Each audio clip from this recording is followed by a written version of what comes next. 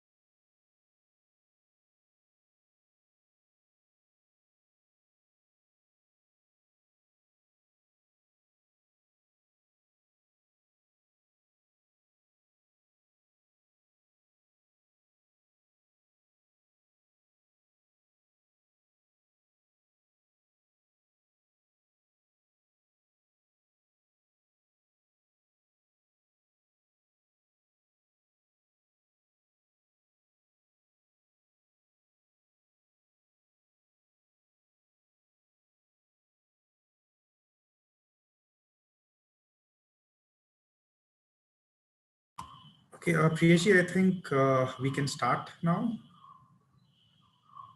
The Yes, participants are sure. already joined. I'll start.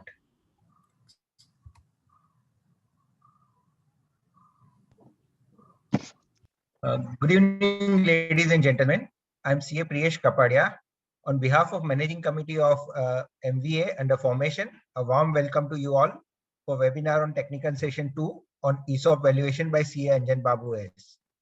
CA Anjan Babu is a chartered accountant, insolvency professional, and a registered valuer. He's founding partner of Anjan and Company, a Bangalore-based CA firm, and he is the faculty at ICAI, ICMA, and Indian Institute of Valuers. I'm sure you would have gained a lot of interesting insights yesterday during his first sessions on ESOP valuation. Today he's going to cover case study and financial reporting perspective of ESOP under Ind AS, IFRS, and Indian GAAP, and ESOP valuation report. There'll be a Q&A session at the end moderated by CM Natraja Nanjundeya. Please keep yourself on mute mode to avoid any disturbance and raise hand when you wish to speak. We look forward to an engaging and insightful session from C. Anjan Babu S. Thank you very much. Thank you, CA Priyesh. Thank you for the warm welcome. And without further ado, I think we can begin our session. Let me just share my screen. Just a moment.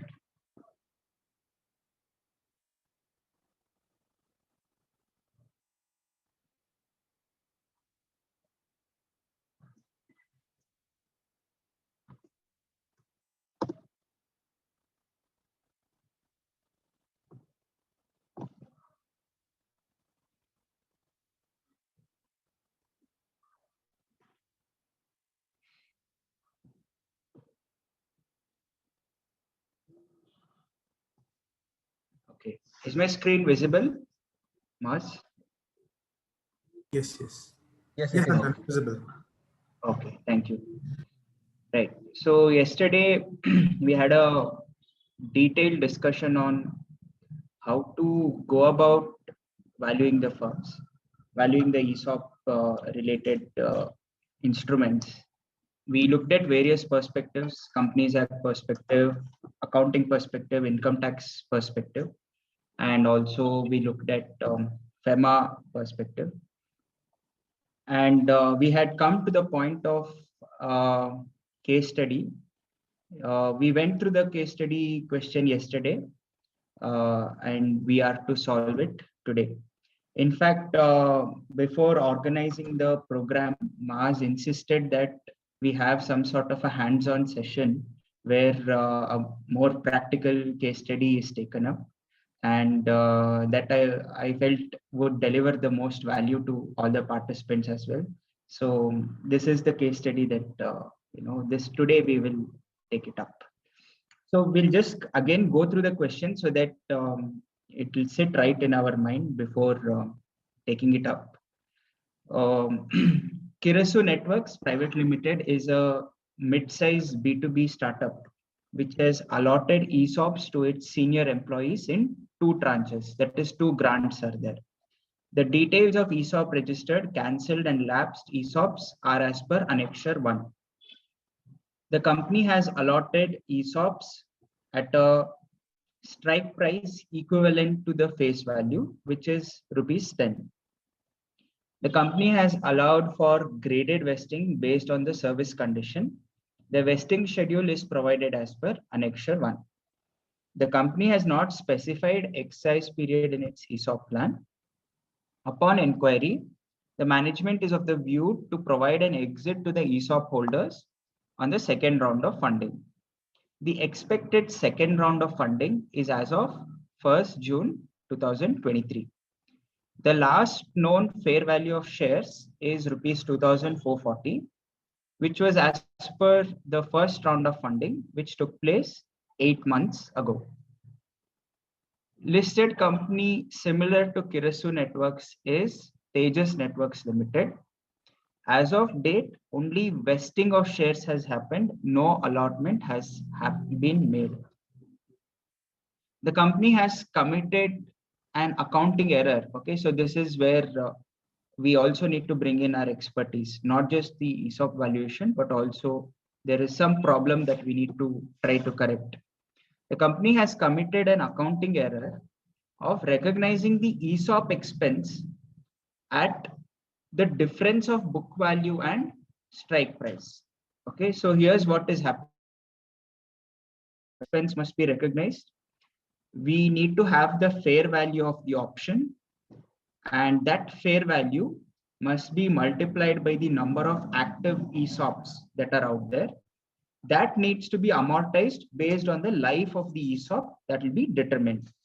But here's what has happened is the company has neither taken the fair value nor the intrinsic value. Intrinsic value would be the fair value of shares minus the exercise price.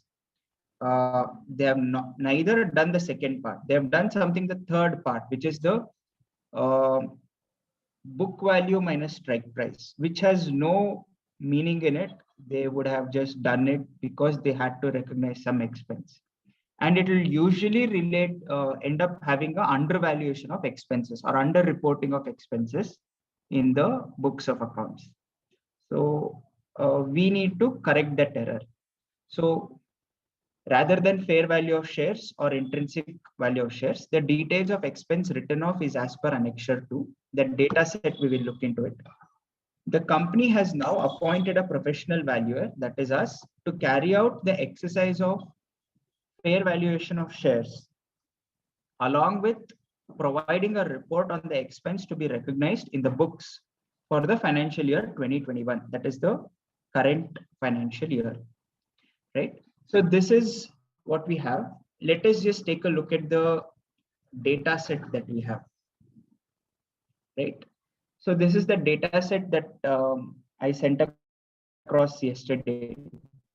in the WhatsApp. We have name of ESOP holders. We have the number of shares allotted to them, the number of ESOPs allotted to them, and we have the dates on which these ESOPs will vest.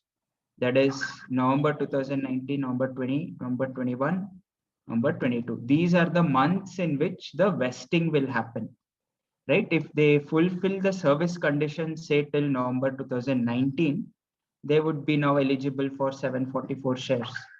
Till November 20, if they have done, they'll be eligible for 203 shares. 21, another 203, and November 22, another 203. So this is the vesting schedule and the vesting register as such. There are two grants, as you can see. The first grant is as per the board resolution dated November 22nd, 2018, that is 18-19 financial year. And the second grant is as on April 2019. Okay, these are, as you can see, different employees. So this is the first set of employees and this is the second set of employees. So two grants are there for which we have to do valuation, and it is a case of graded vesting. So that means we need to have the fair value of options for different vesting periods, right? So we should have for 1, 2, 3, 4 here and another 4 here. So in total, 8 different option values need to be there. Since the time differential is not that high, the option valuation will also not change by much. But it is best that we have a back-end working done for all the option lives. Okay, so we have this. Then there is a note also. Names highlighted in yellow are either lapsed or cancelled. So that means these employees, Raghav, Nikhil, Punit, Soumya, you can see here, Manush, Kumar, Smita, Mansi, Anand, Nilesh, they probably have left the service, and these options are lapsed or cancelled. So we need to look into, we have to ensure that we don't consider these and we only consider the active options while calculating the expenses. So this is the option register that we have. For the purpose of workings, this is fine, but when you're doing the actual valuation, it is important that you have a authenticated either by a company secretary or by the management of the company, an authenticated share register, ESOP register. Now, Annexure 2 gives out the expense that they have recognized. So they have recognized in total about 52 lakh of expenses in the financial year 1920. So for grant 1, they have recognized about 47 lakh. And for grant 2, they have recognized about 4 lakh 64,000. And in total, they have recognized about 52 lakh. There may be logic and reason underneath this amount, but there may not be, because they probably did not hire a professional to do this. So in their knowledge, whatever has been done, or whatever they could do it, they have done this. Either ways, we should not drill down too much into this. We'll just need it as a reference to understand how much to write off. And we need to give out a report on that. Then we have database on the comparable company. I just pulled it out because we wouldn't have to spend too much time going on investing.com and importing the data. So I've just pulled out the data as of yesterday, all the price changes that Tejas Networks has gone through. We have the Black-Scholes calculator, which will need to be filled up using various data points. Then we have the risk-free rate link. We'll have to go to this link and check out which risk-free rate to adopt. Excuse me. Now, yes, please tell me. I have one question. How that information of Tejas has been pulled out and from which? So this is a listed company. So this historical data is either available on nseindia.com, National Stock Exchange India, or can go to investing.com. So you get this data right away. You just have to put in for which period that you want the data for. The data is available for you. What is the name? Invest in. Investing.com. Investing. Okay. Yeah, investing. So, or NSE India is also fine. But the problem with NSE India is you cannot give large date periods. That is, they only give for 6 months at a time. The data is easy to be exported only 6 months at a time. Investing.com, one good thing is you just put in the block period for which you want, irrespective of the number of days. It will just give out the data. You need to copy paste the data. They don't have the Excel download feature for large dates. So I've taken from investing.com. That is also fine. Okay. Thank you. Yeah, thank you. So now in the facts of the question, does anyone have any doubt in understanding the question? Has everyone understood the case study? Right? So it looks fine. So I'll just summarize the premise on what we are going to do. There are 2 grants. Each grant is a graded vesting grant. And since each grant is a graded vesting grant, we need to find out the option value for each graded vesting period. We need to have an option life for each of the vesting.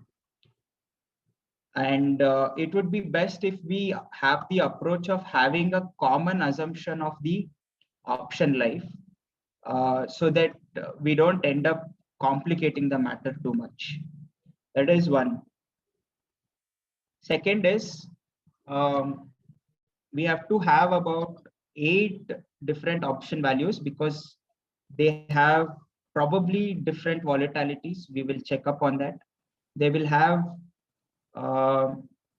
different periods. Option life will be different, but rest of the inputs will remain the same. I hope so. At least risk-free rate will remain the same. Exercise price and market value will remain the same.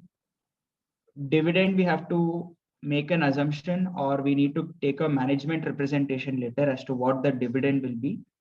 I have not put in any details with regard to dividend, but whatever may be the case in your practical life, whatever may be the dividend assumption, you can just input that here in the dividend portion. You will actually get the answer. And then we have option. Yeah, that's it. So let us just put across the various option valuations summary.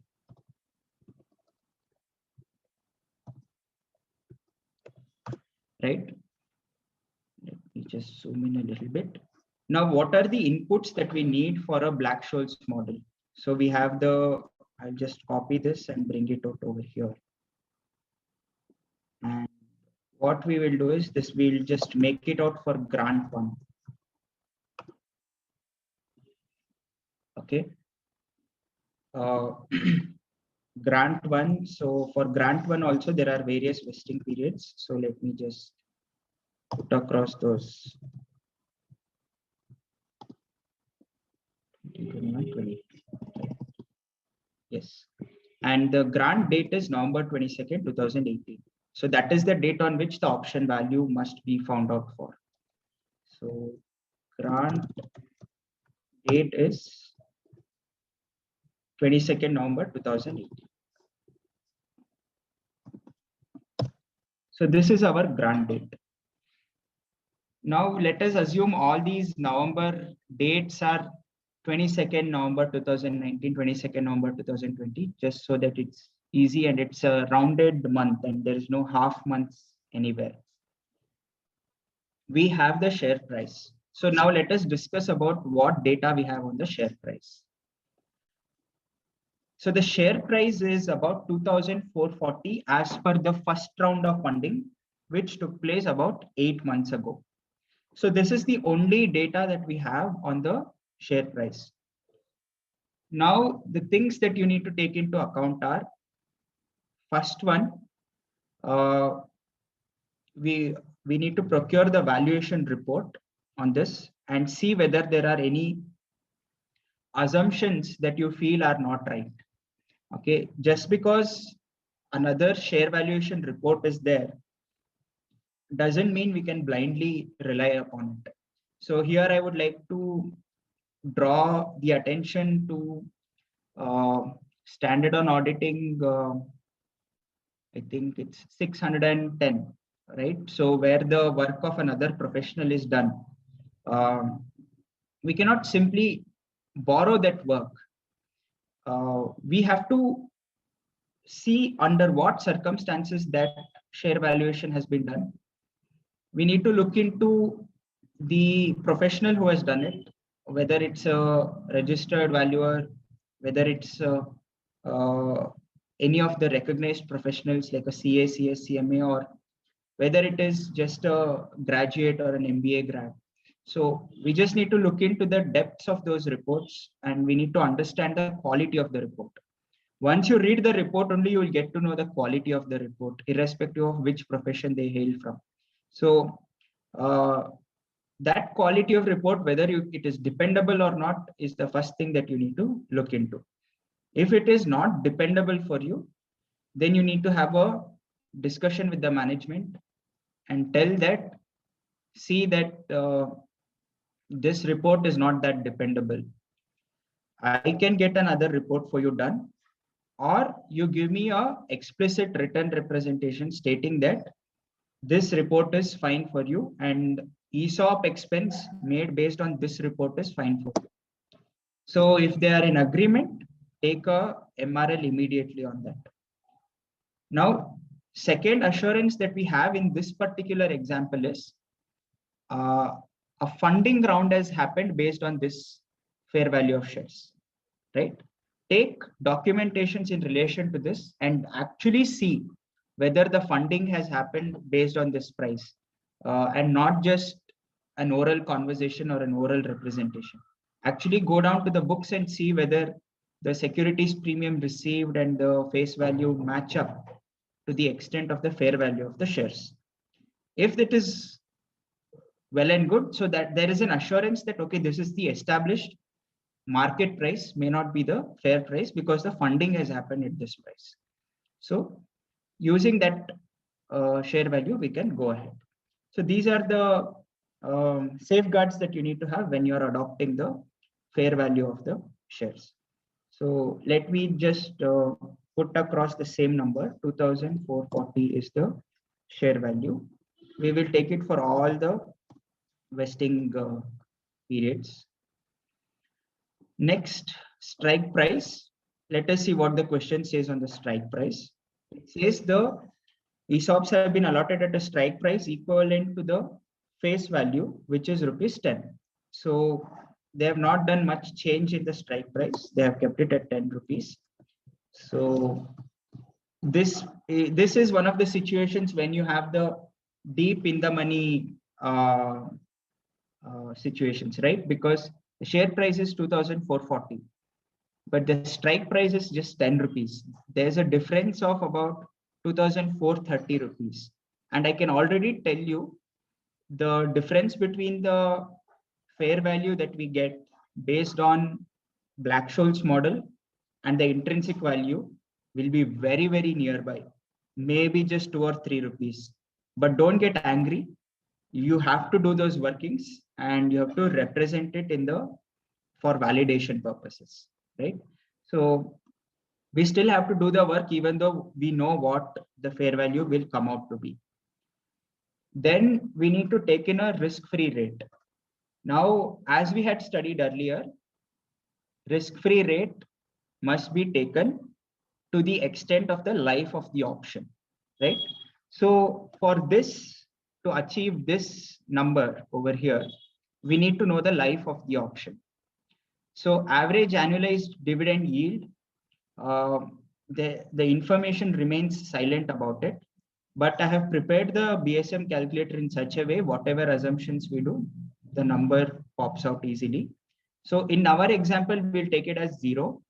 because the information remains silent, but the calculator is designed in such a way, whatever you do, whatever you take, it will give out the right value for you. So this, I'll just take it out at 0. Then time to expire this is what is important, right? So let me just change out a little bit. 1st November, it's taken. Okay, let it be at 1st November, whatever it is we can do. Now let us take vesting period. Okay, let us just put up the vesting period first.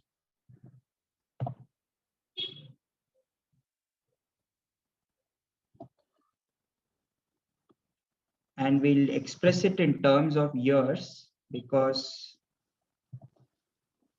that is what is needed for Black-Scholes.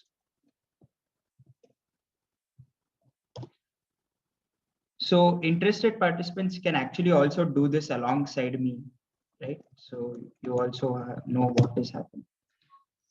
So this is the vesting period. So ideally speaking, as soon as the vesting period is over, the employees have the right to exercise their options. Now what has happened is, if I can take you through the case study, the company has conveniently left out the exercise period. And we had discussed this yesterday also. The company has not specified exercise period in its ESOP plan. So since it has conveniently left out the exercise period, we have to do more inquiries with the management as to what is the plan of action on this. So upon inquiry, the management is of the view to provide an exit to the ESOP holders on the 2nd round of funding. Okay, the 1st round of funding happened 8 months ago. The 2nd round of funding, they will give the exit. So the 2nd round of funding is expected to be on 1st June 2023. Okay, so let us see now. Just a moment.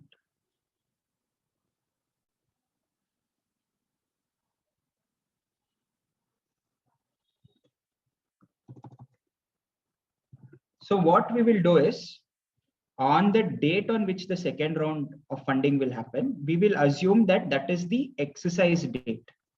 The exercise date will be 1st June 2023. Now, of course, for this, whatever discussions with management has happened, you need to take a management representation letter for this. That management representation letter must be referred in the valuation report when you are explaining the assumption on the exercise date and the exercise period, right? So now what we will do is, we'll find out the date, the number of days to exercise from the beginning of the exercise period. So, or we will just find out the total option life. So option life we can just find out by using this and deducting by the grant date. We'll also annualize it.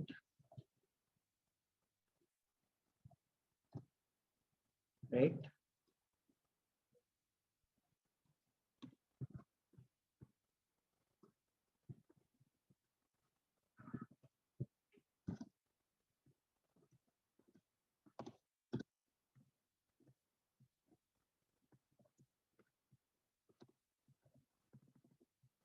Right. So we've got an option life now.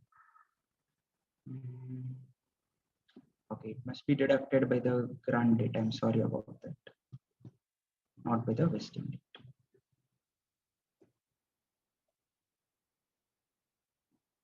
June grant date 4 years.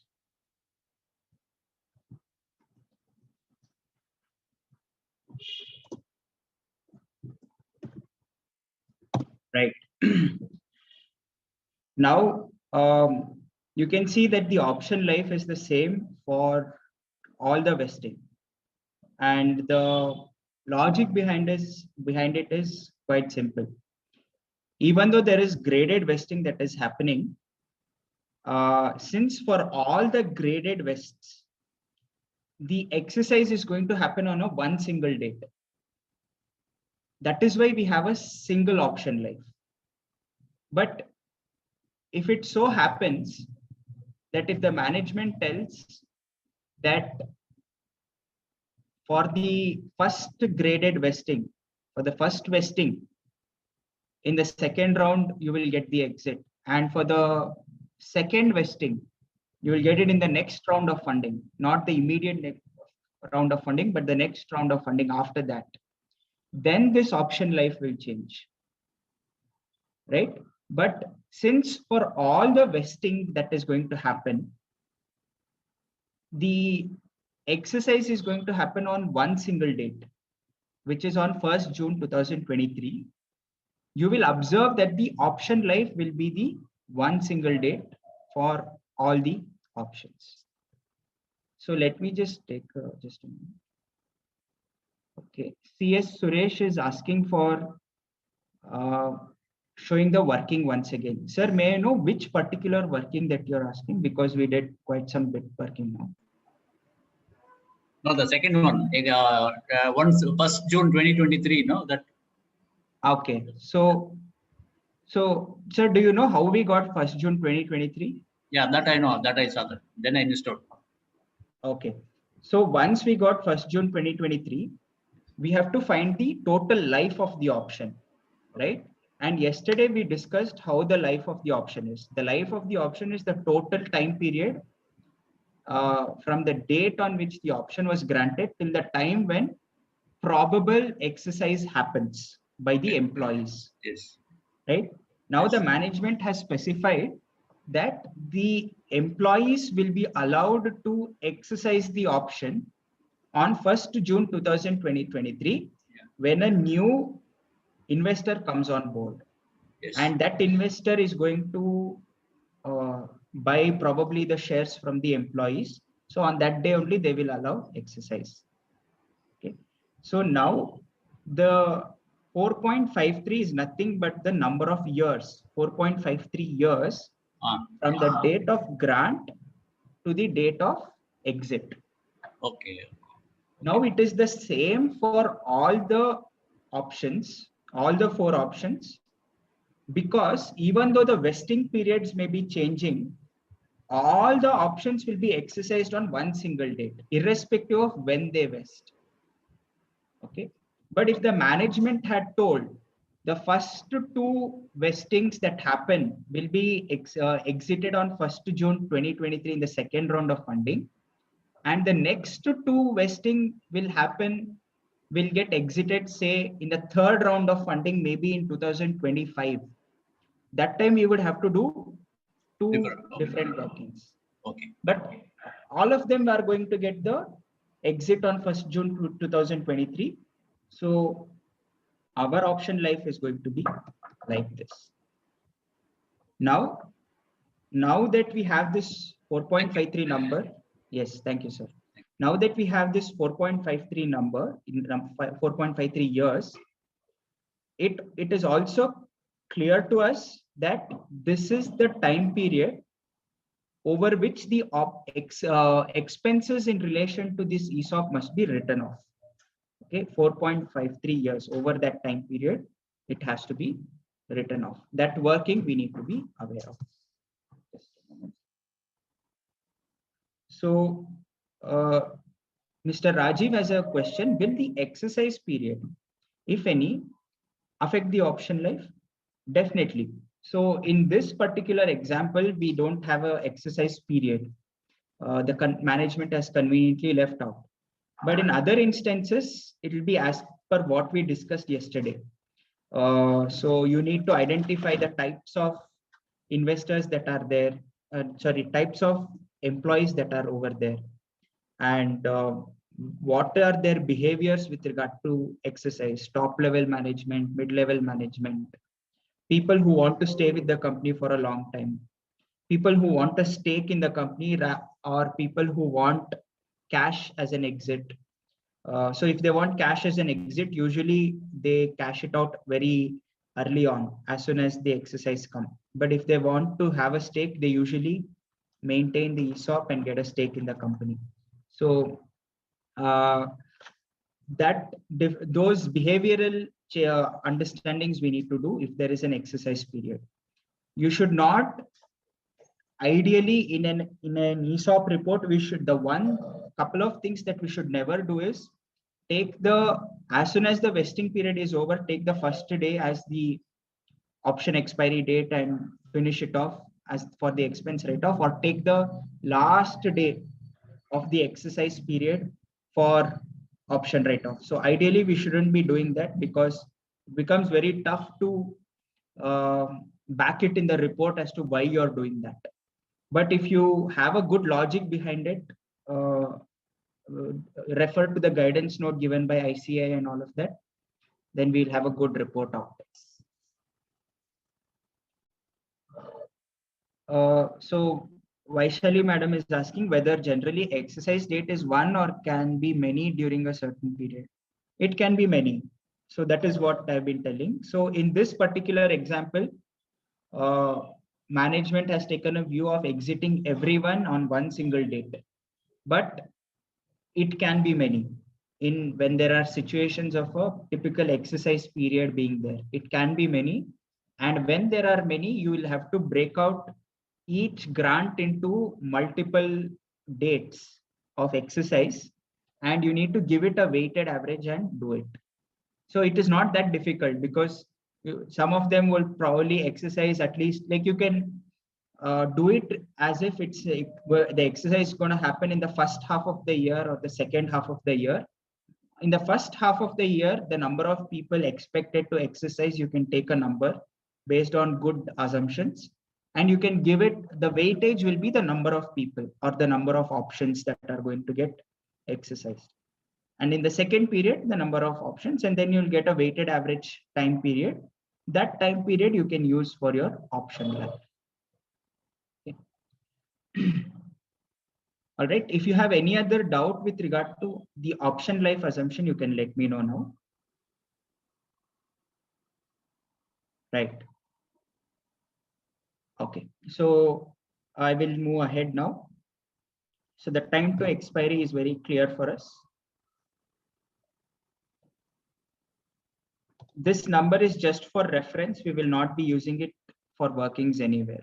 Okay. This number is just for reference. Then we need to find out the annualized volatility. Just a moment.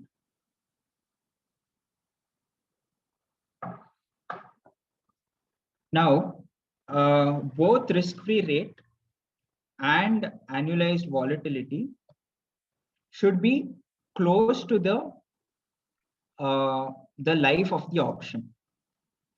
In this particular situation, we find that the life of the option is constant for all the vesting periods. But if the life of the option happens to differ, you will have to take risk-free rates in proportion to the various option lives. Okay. So now first we will input the risk-free rate. Okay. So I've provided a link. We'll just go over there.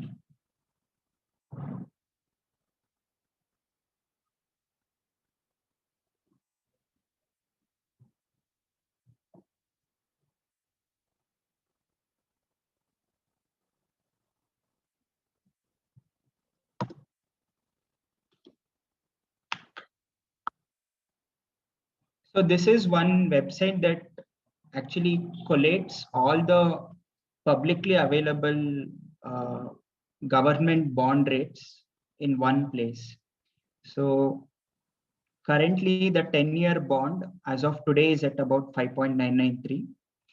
Our option period is about 4.5 years. So ideally speaking, if we are able to get out a 5-year risk-free rate, nothing like it, right? So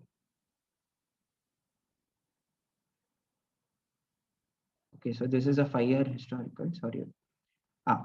Okay, over here we have 10-year, 52-week, 2 years, 30-year, 3 months, 3 years, and 5 years. So this is what we are most interested in.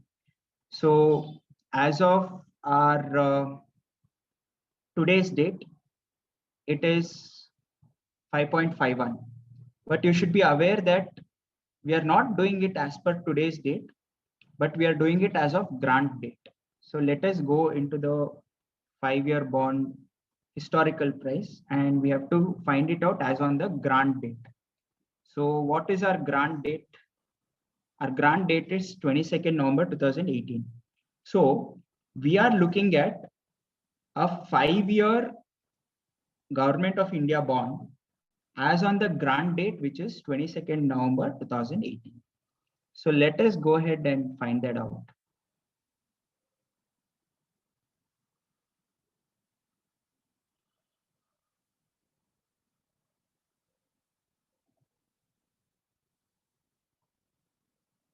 So in 2018, 22nd November 2018. Yes.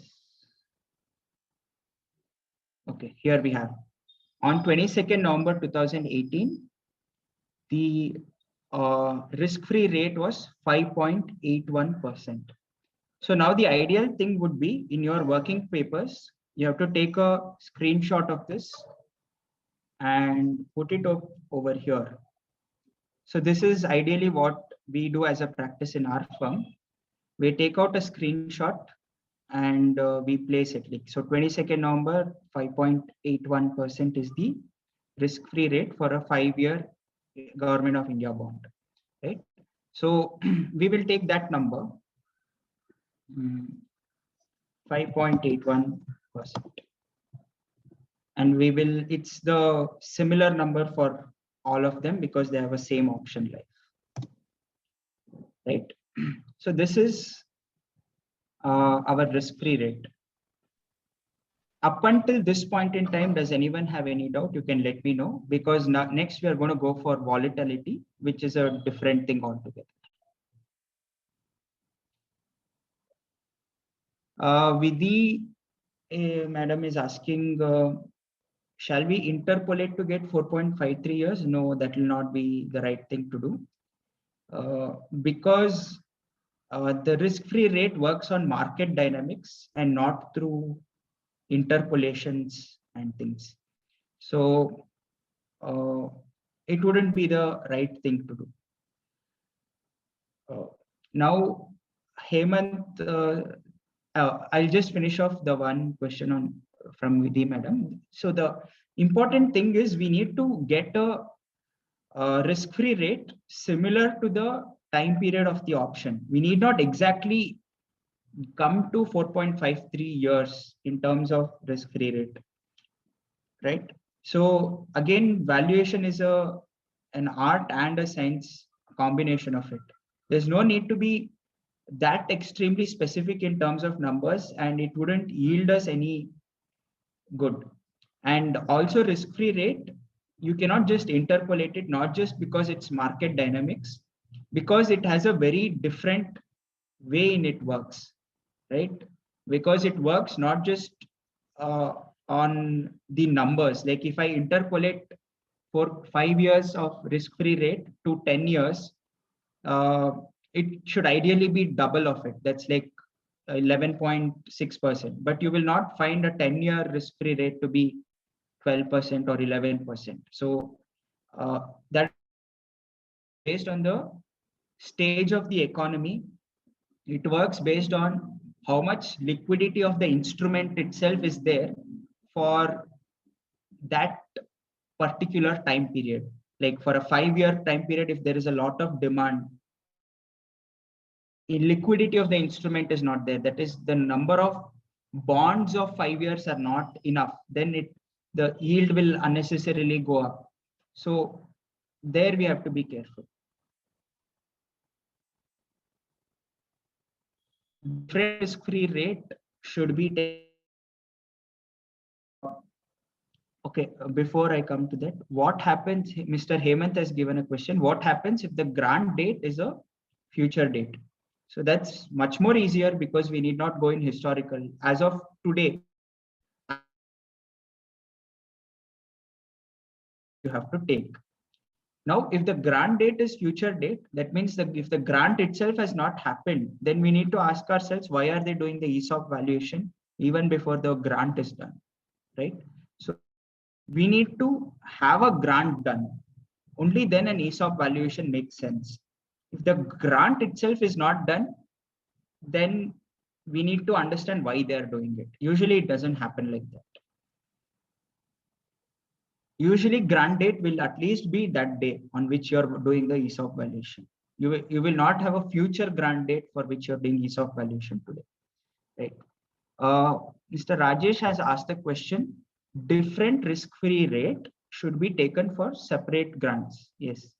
As per guidance note 2020, separate approach is for graded vesting also. Yes, for graded, it's not exactly as per guidance note 2020 as such. Guidance note 2020 does touch upon in depth for graded vestings, but it is so that the logic is like this. If you have a system of graded vesting, you need to check out whether the exercise will happen at different dates for the same employees. It may so happen that in certain cases, for the first vesting to happen, for the second vesting to happen, the exercise period of the first vesting would have already begun, right? So there might be situations like that. And when such kind of situations are there, you will have to have different exercise dates. And if there are different exercise dates, you will have different option lives. And if you have different option lives, the period, the risk-free rate period and the volatility period must be incommensurate to that option life, at least closely relatable. Okay, so hopefully I have answered all the queries that I have put out. If you have not been able to type it out, you can raise your arm and then unmute yourself and ask a question. Right. So I will move on to the volatility part. Now 4.53 years is the time to expiry.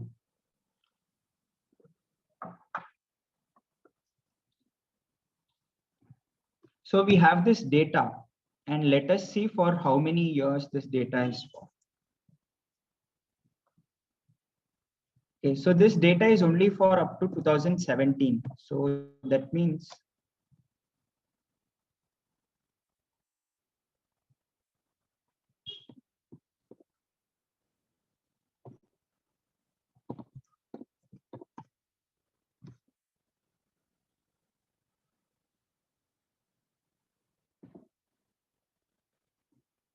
oh, and one more thing is, since we are to assume that we are doing this from the grant date, we cannot be taking the volatility of the current date. So all of this data will not be needed for us. Okay, because we have to consider volatility as on the grant date and not future. Even though you're doing it backwards, you cannot take volatility of future dates. So we'll just have to eliminate volatility, all these data which we don't need. So till November 22nd, 2018, we cannot be taking the volatility.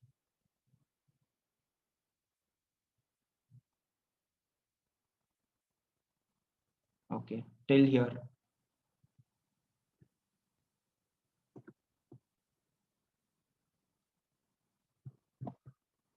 So from here on, we have to take the data and let us see the number of days of data that we have.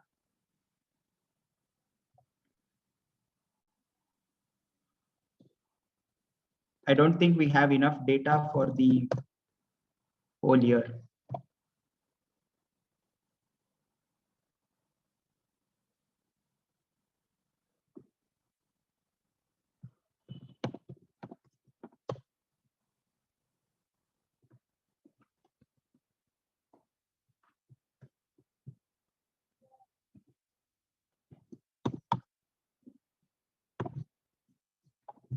just have about we have just 1.4 years worth of data, and this is actually a practical challenge. Sushma madam has asked, how have you arrived at the vesting period? Vesting period is nothing but from the grant date till the vesting date. That is the vesting period. Now this, we have just about 1.41 years worth of data. And it also appears that there is no other company that is comparable for the company that we are doing. So we need to do validation works for this. So first level validation is we need to take Tejas network data. Okay. Now this Tejas network data volatility, whatever we get, we need to validate at the second level using, since it's a networks related company, we can go for a telecom index. So BSC telecom index, we can validate it. So the third level of validation that we can do is go for the India VIX or the India VIX, which is the implied volatility. So we just have to consider all these three, and we need to take a decision on which is the best volatility that we can take, right? Because we have lack of data. So this lack of data, we need to bring it out in the report, and we have to bring out these validations across, and we need to tell it out as to what volatility we can take. So let us just calculate the volatility.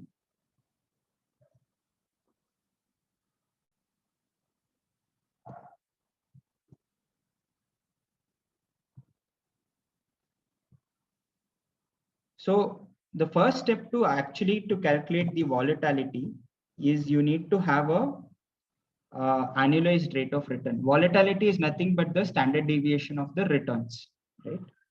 So daily returns we have to calculate, and it can be calculated using one simple log normal of all the prices.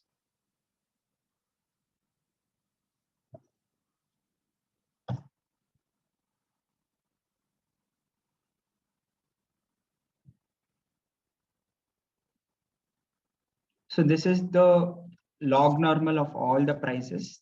Log normal is just nothing but the daily returns, right? You can also do this daily returns by the simpler formula of previous day closing minus current day's closing divided by the previous day's closing. You will get the similar answer. But there will be a little difference, and that is because log normal is much more accurate in terms of its calculations. So it is a better methodology to go for the natural log.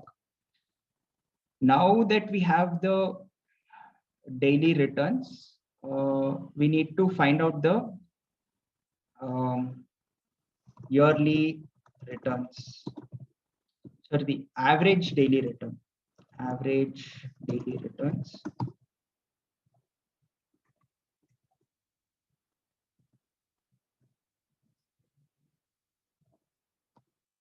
So this is the average daily return. So we'll probably have a negative return on a yearly return. Annual into 252. Usually there are 252 trading days. So we take 252 and it's a negative 5.57%. That's okay. Returns for us does not matter because we are finding volatility. Now we need to find out the daily volatility. Okay, for daily volatility, so we can use the standard deviation formula on the daily returns. So the daily volatility is about 2.96%, and annual volatility, we can go for this into square root of 252.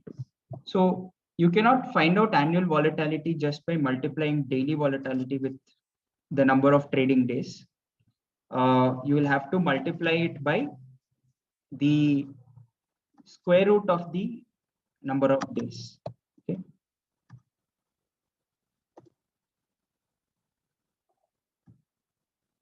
So the annual volatility is about 47.06%, which is actually a little bit on the higher side.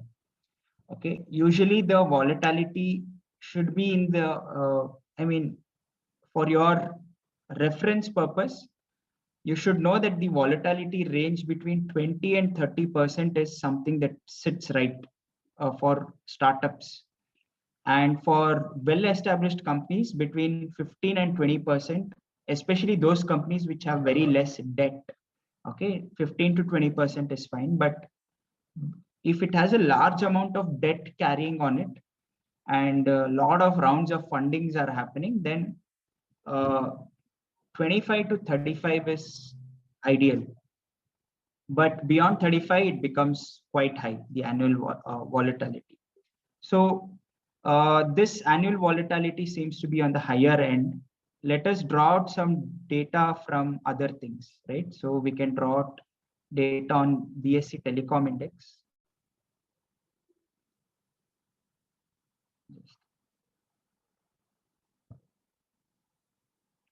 So Shirley madam is asking, in this case, sufficient data is not available. In other cases, when data is available, for what period we should collate the data set for the stock prices? So the simple question answer for this is, from the grant date, you have to go back to the number of days to the extent of the life of the option. So if your life of the option is 4.5 years, from the grant date, you have to walk back 4.5 years. Okay. So let me see if I can get some BSE Telecom Index historical data. Okay, investing.com seems to be having it. It's easier to get it from them.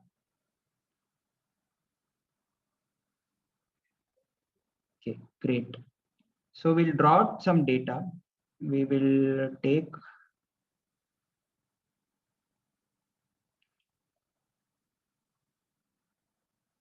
let us say from, so we need it for 4.5 years, 2018 minus 4 years, 2014. I'll just take it for at least for 4 years.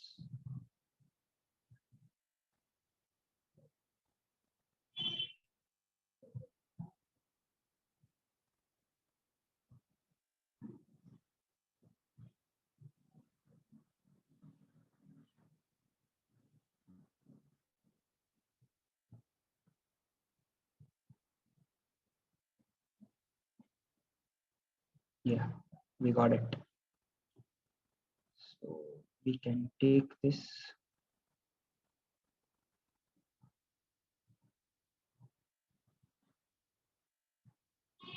This is good amount of data. I think we can use this instead of Tejas networks. But in the report, we should also just put it across in the report saying that we tried to use Tejas networks, but the life of the Tejas network was not long enough for our data purpose.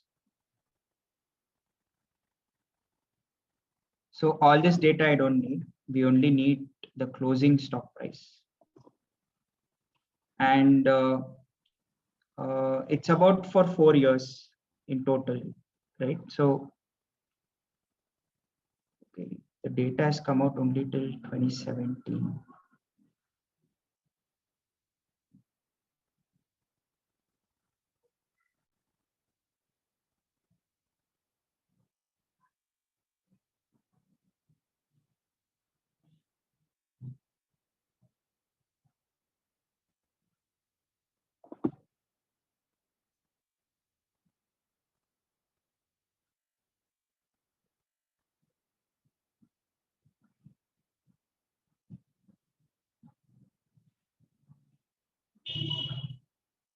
Okay, so even they don't have data from much before.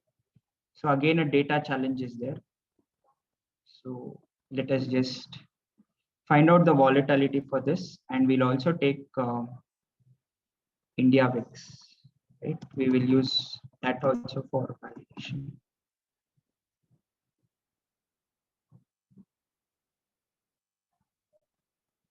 So India VIX, we'll just see a historical volatility. I mean, we should take it only, see, since India VIX is a implied volatility, we should not take historical data of India VIX. That will be wrong. So we have to just go and see what was the implied volatility as on that date. That's all. So we need it from 22nd November 2018 till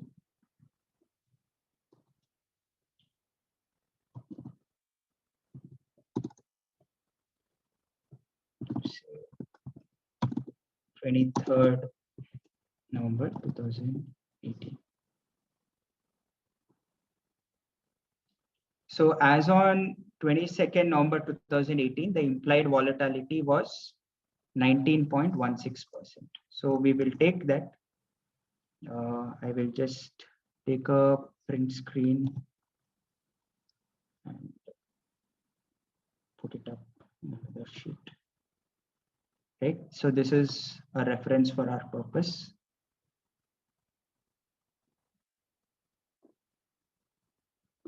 But this is a last resort. We shouldn't do this all the time, the India VIX as a reference. So we will just do a calculation of the index of BSc Telecom.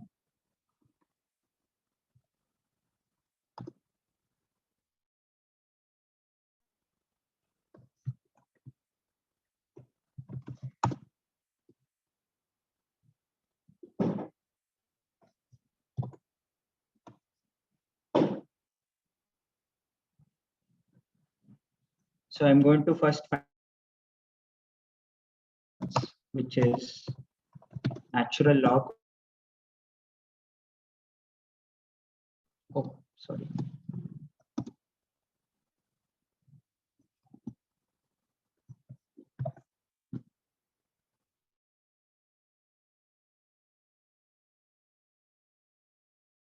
Annual returns, daily volatility.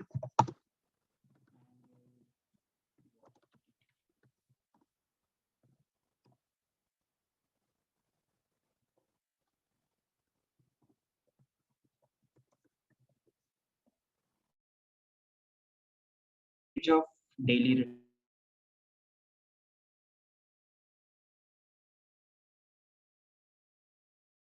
Multiplied by 252.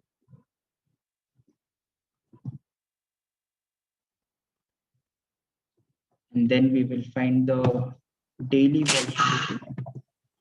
That annual return should be multiplied by square root of 252.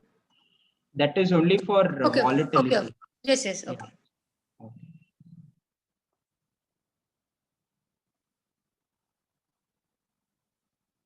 So daily volatility is about 1.485. I think annual volatility is also going to be a little high.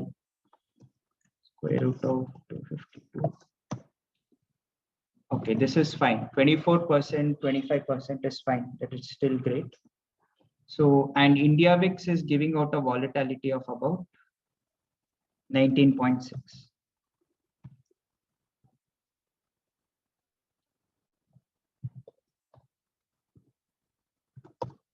Okay, so now since we have different volatilities, what we can choose to do is we can find out a weighted average annualized volatility, right? So we will we'll actually have a volatility summary.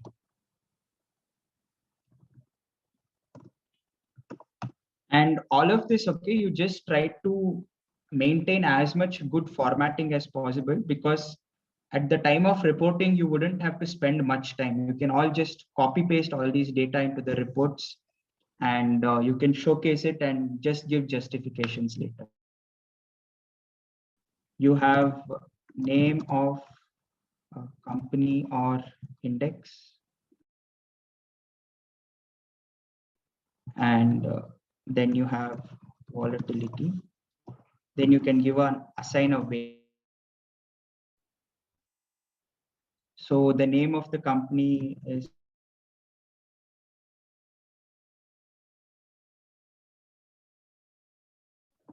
Telecom Index. Third is we have India VIX. So for Tejas Network,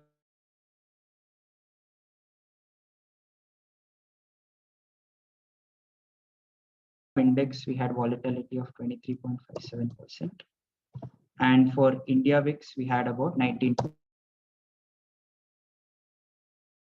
Then assign weights, like we can assign the highest weight to India VIX because it matches the time period for which we want the data for. That is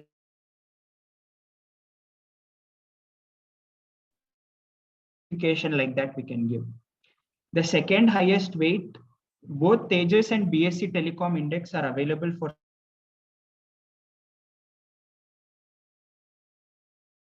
and give it a second rate, weight, and the least weight we can give it to BSE Telecom Index, right?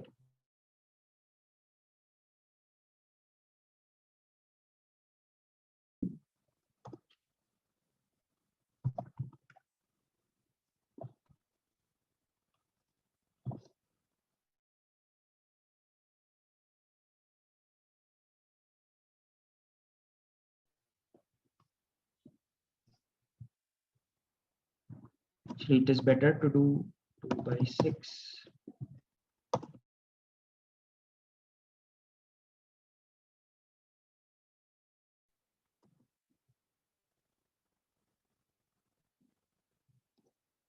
This by 1 by 6.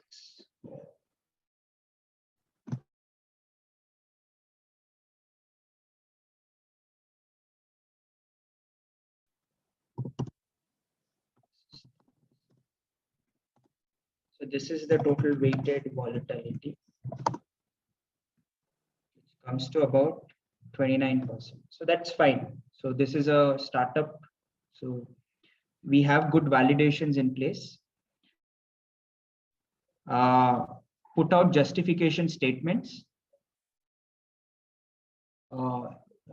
workings that we show in the report. But one comforting factor in this particular case study is the intrinsic value is very close to the, the intrinsic value and fair value will be very much same because of the deep in the money option. So just in case if you're off by 1 or 2% in volatility, it wouldn't make such a huge difference because it's deep in the money. So this is the volatility, and this is, this is the type of practical problems that we valuers always face, right? So data is the biggest problem and we have to always find a workaround to do it. When we find a workaround, we have to give good justifications as to why we have done what we have done. That's all. So it must be, at the end of the day, we should have good base. We are questioned either by management or shareholders. Let me see if there is any questions. It is not S&P of US data. It is S&P declared BSE Stock Exchange Telecommunication Index. So it is S&P BSE Index. Anjan, the point here, hope I'm audible. If I'm not able to get the volatile index for a particular company and I find a reference company in US or a reference sector more reliable than, because often it's startup where the business model is can logically be looked at from an US company. I was told that you can still go and look at those numbers in NASDAQ or in Dow from a volatility perspective. See, there isn't any definite science behind that, right? So there is no guidance note that says exactly that you have to do this, you have to do that. If anyone would say that you definitely can do this or you can definitely cannot do this, are probably wrong in their own ways. But here's my thought process behind this. The Indian ecosystem as of today is very much different than the ecosystem in United States. Be it the consumers, be it the products to whom it is being offered to, be it the investor's perspective, be it the risk-free rates and the risk premium based on which the market operates, right?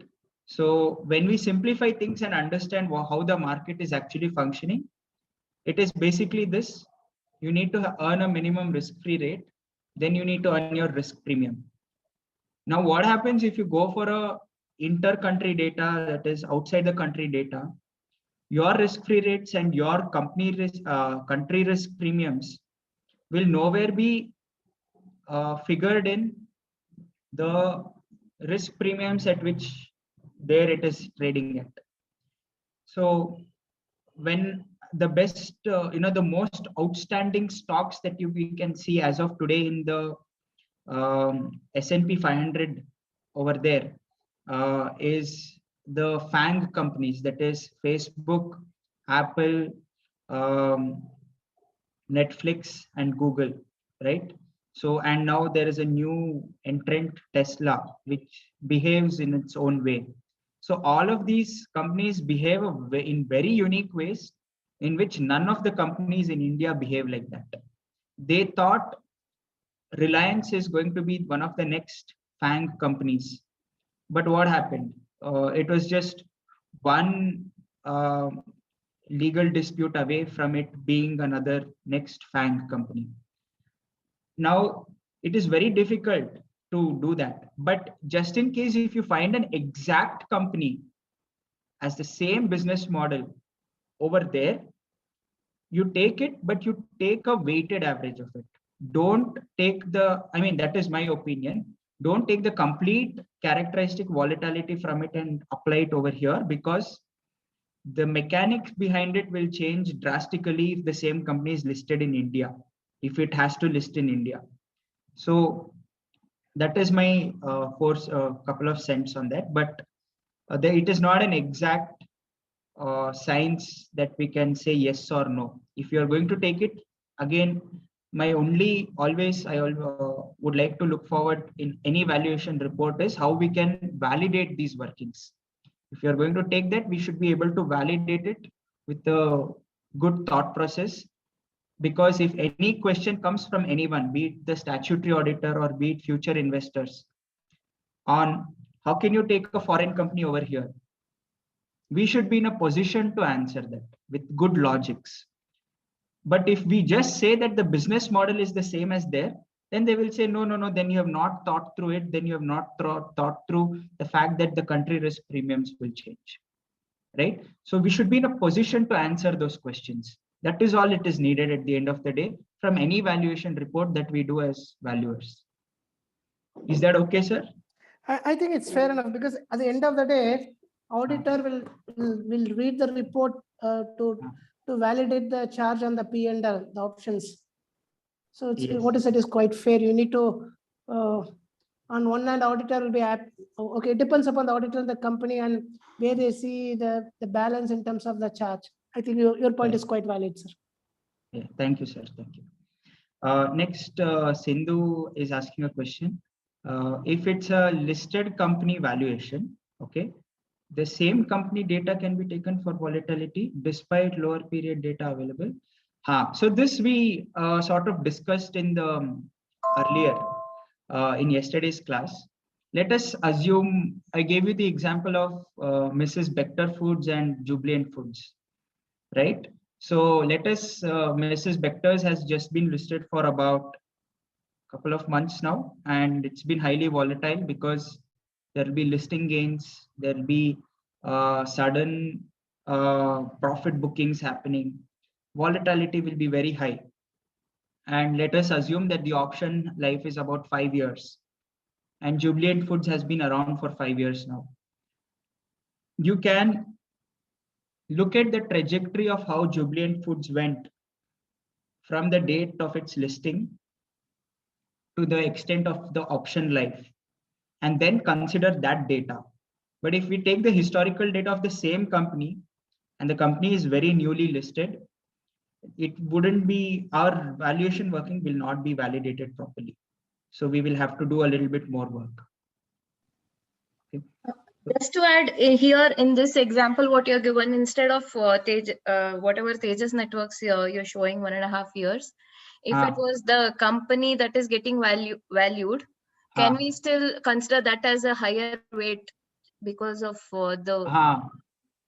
Yeah, so what we can do is we can assume the volatility for, like, we have to take 5 years historical data, right? So out of 5 years, for 1.5 years, we can take Tejas networks.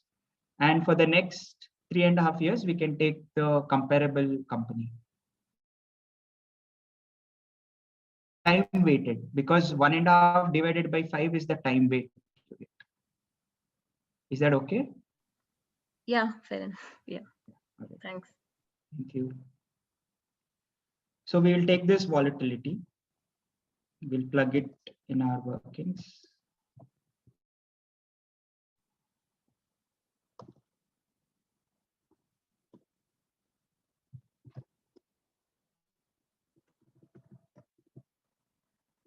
So now we have all the data in.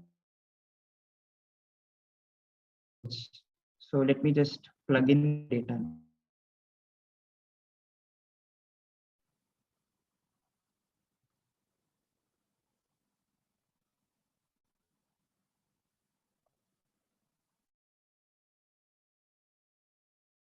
All the vesting periods. I'm just gonna, we just have one option price, and that is totally fine. And that I'll just link it to each.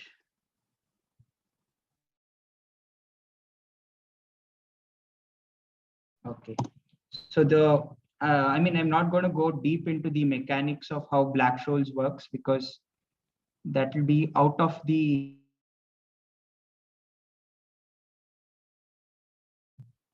that's a discussion for another day, and most of you would have learned it in whoever has done the registered valuer course, they would have learned it in the syllabus. Or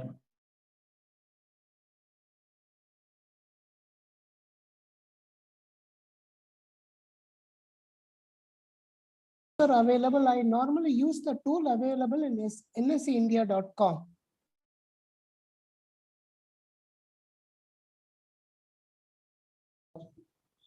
yeah, I have used it, but we'll have to present these Greeks in court.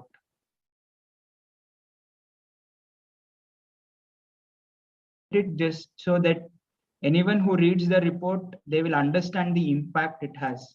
Like, for example, a 1% change in the impact is by 34 rupees here.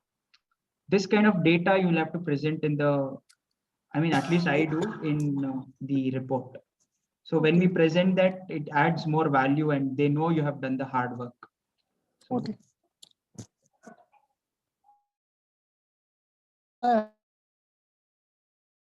Loaded from the.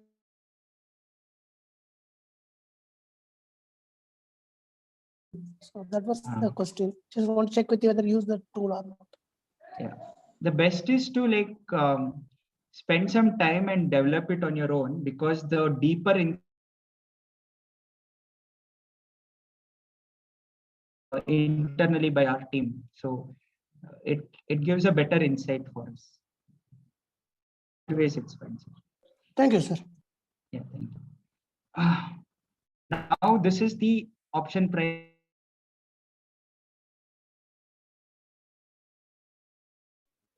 This is the call option price for grant 1. I'll just be right back. If anyone have any doubts, you can just put it in the chat box. I'll be back in just a minute.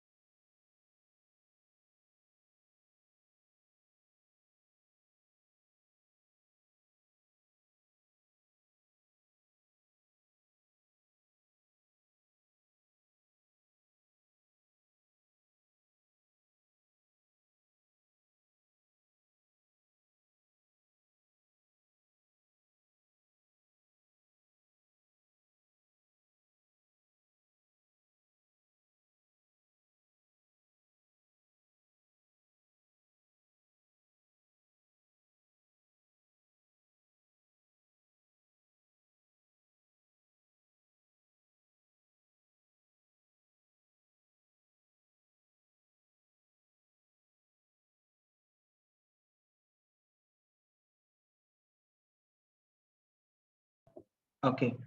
So Vidhi madam is asking, will you share this Excel? Definitely, ma'am. I'll be sharing the Excel.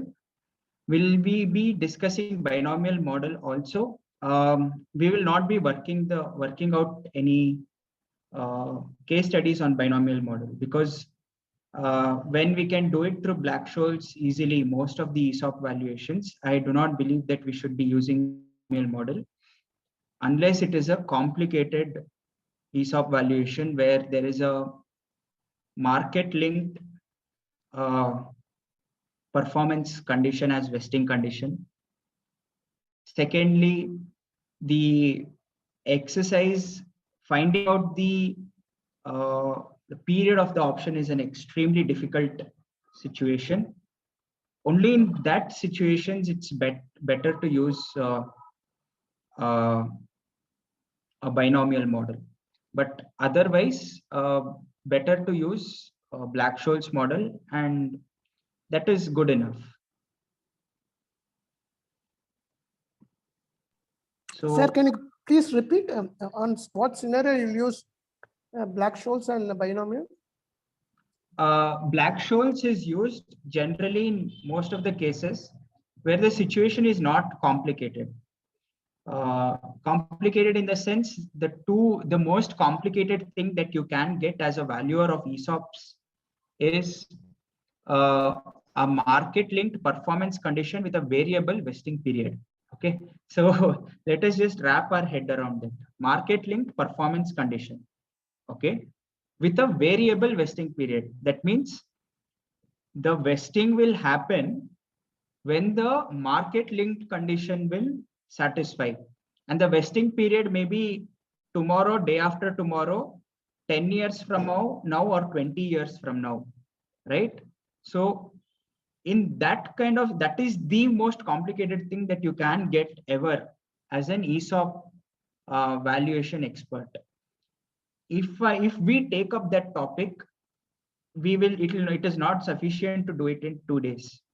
Okay, it requires another 2 days of That's effort. fine, sir. That's fine. See, I'll tell you my experience.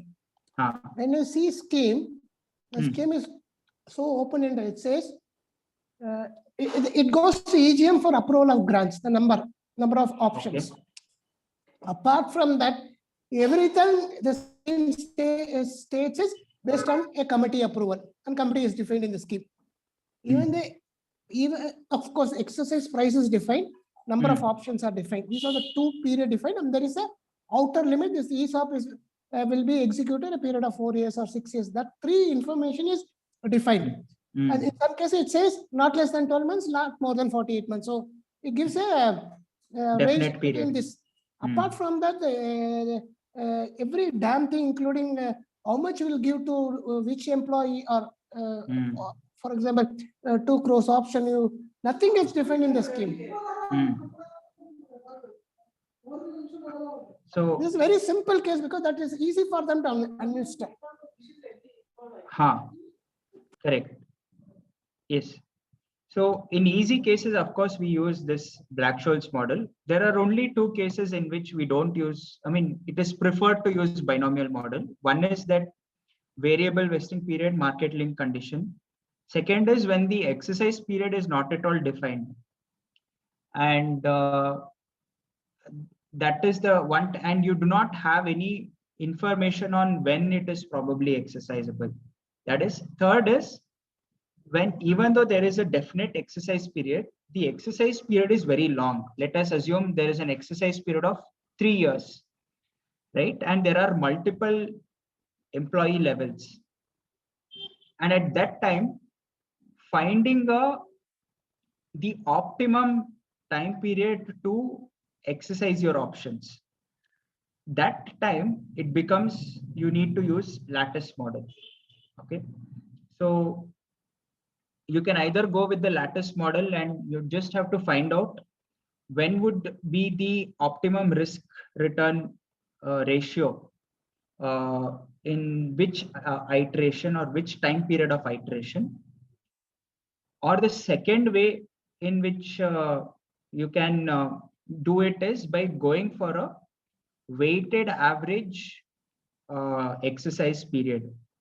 And for that, you can use Black-Scholes model only. We have done something similar to that, but we don't have a weighted average exercise, weighted average option life, because that scenario we have not taken up. But it is possible that we can do deliberations with management and understand when each employee will exercise, and just take the weighted average, like how many employees or how many options will get exercised at a particular time period, and take a weighted average. So the standard answer I get is no, once the whatever the company, the EGM approves, these questions will fall in place.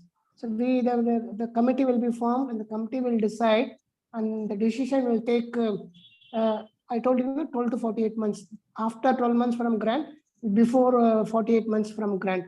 So most often I get cases very uncomplicated. Okay.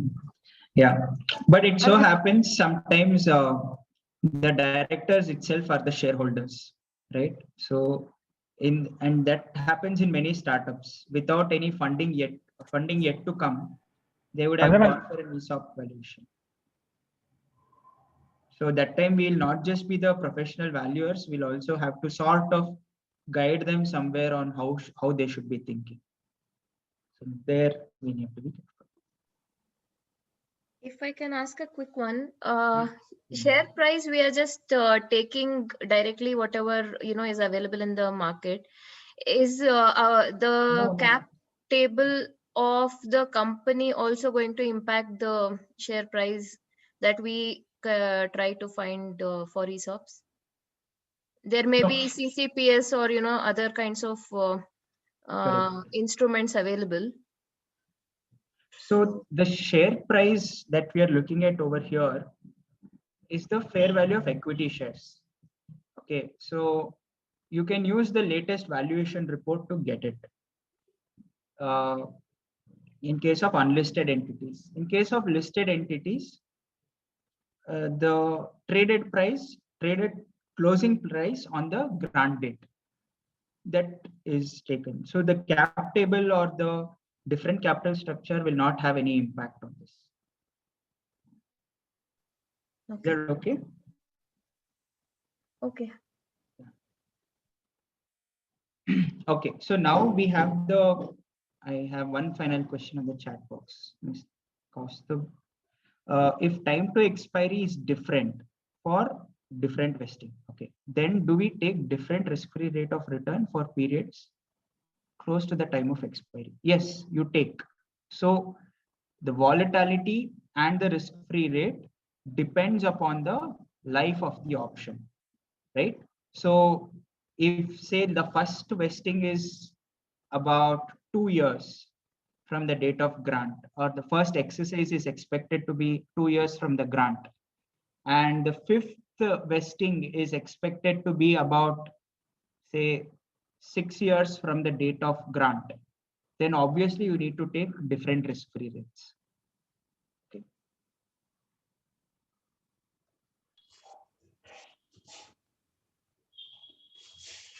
So now what we will do is, we have got the cost fair value in place for one of the options. Before we go for second grant, which is just be like another round of the same exercise. We will just go ahead and find out the cost that needs to be expensed. Now, we'll open up another sheet. Grant 1 expense.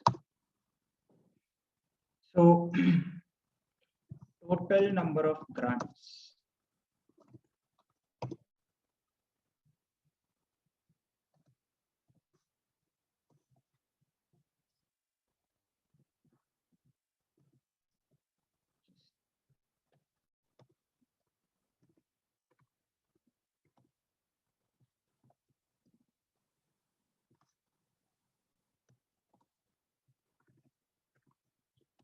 Then grants lapsed or cancelled.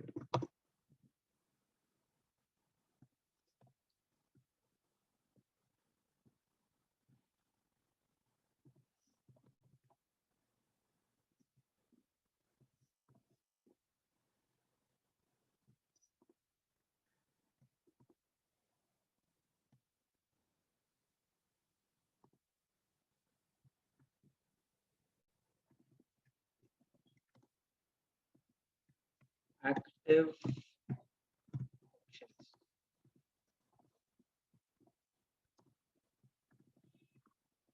So these are the total number of active options that we have for each of these grants. So then we'll just do a total.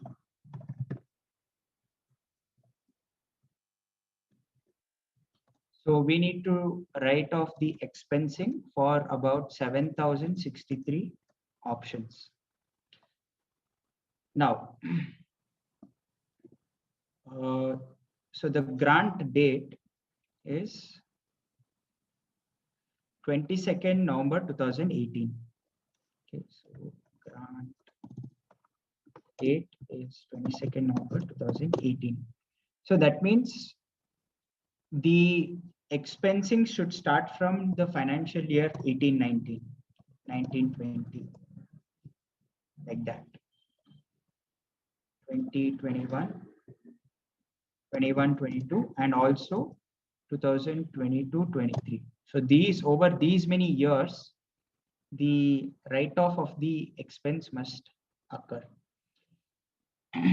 Now, the next comes the life of the option, right? So life of the option, all the options have the same life, which is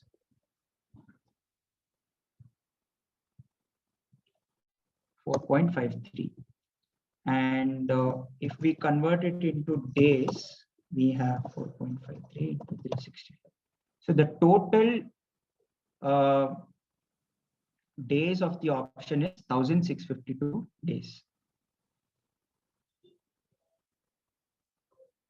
Next, we will do each vesting wise, what is the costing.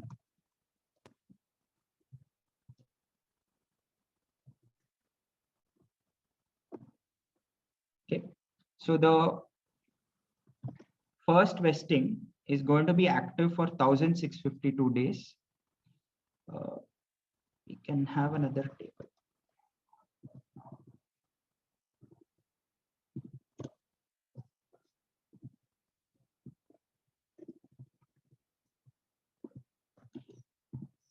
Total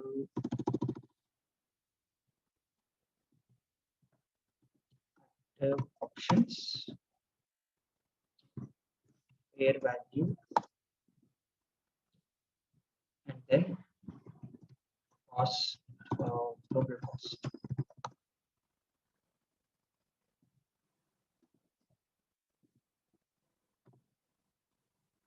So the number of active options is about 3,835. Now, you may ask, why aren't we taking the total number of options? So here we just have to be careful that if you are doing this valuation as on the grant date itself, right? If you started from the grant date itself, if you were given the assignment on 22nd November 2018 or somewhere around that, the number of options that would have lapsed or cancelled will probably be 0, because you cannot have options lapsing as on the date of grant. But since we are doing this exercise on a future date, we have the benefit of knowing the active options. So the actual expense write-off can be little lesser, even though the exercise is expected to be as of the grant date. Just a moment. Sindhu ma'am has a question with respect to the share price again. Okay, do we consider some discount on lack of marketability, as private company ESOPs may not be as marketable or have rights like other equity shares? Okay, so first of all, ESOPs are not transferable as per Companies Act, be it ESOPs of listed company or be it ESOPs of unlisted company. Point number one. Point number two, if you're looking at the concept of ESOP getting converted into a equity share, and that equity share not having the ability to market. Now, while calculating the fair value of shares only, DLOM would have been calculated. So like in this example, 2,440 is the fair value of share. That fair value would have been calculated after considering discount on lack of marketability.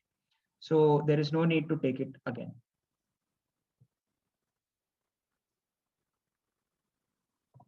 And the fair value of the option is, we can link it to our BSM calculator, is 2,432.1.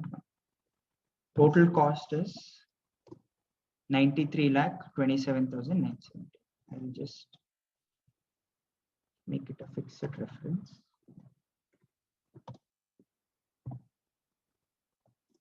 Should I zoom in? I think I have to.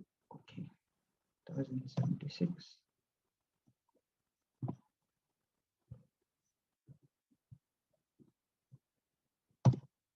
So we will arrive at the total cost.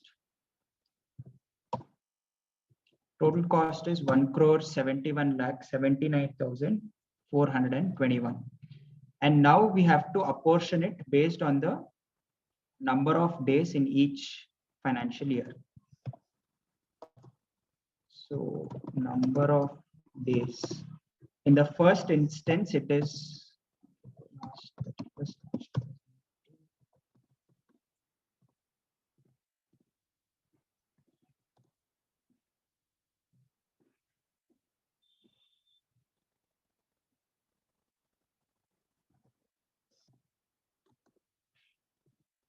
so for the first instance, it is from the grant date we have to take. It's about 129 days. The second, the whole year, it will be written off. Third year also, the whole year will be written off.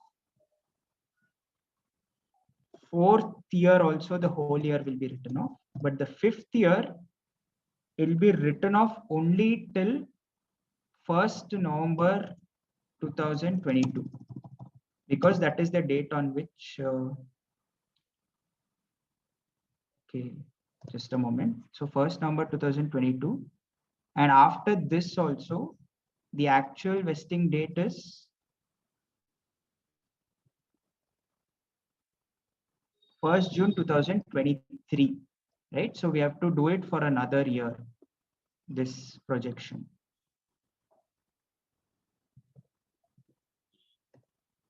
First June 2023. Till this date, we have to exercise the option.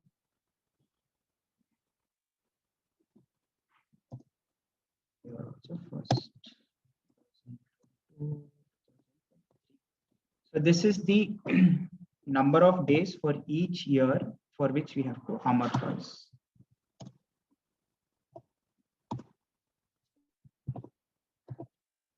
So doing this,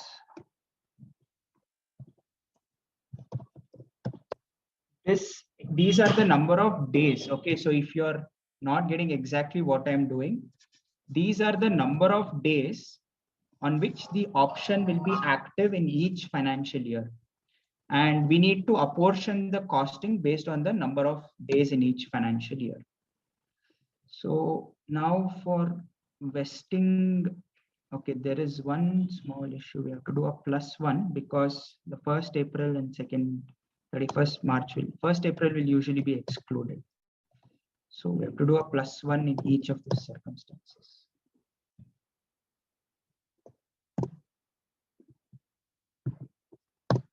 Right. Now it's time to apportion the costs. So, and here it is very simple.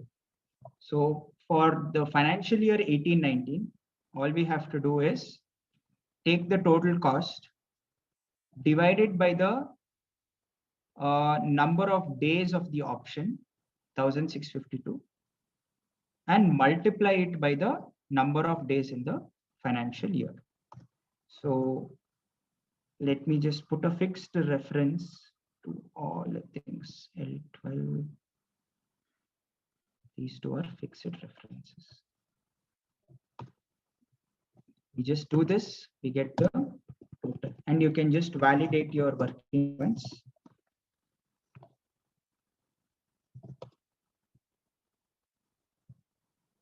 Just a moment.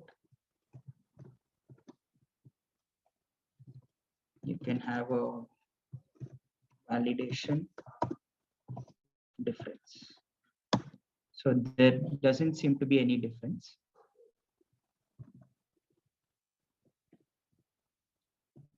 As soon as I complete this, I look into the chat box. There are questions populating, I know. Keep populating the questions whenever you have. Now we will do the second one. So this, all we have to do is just copy paste this, and this will be B12. This reference is going to change to L14.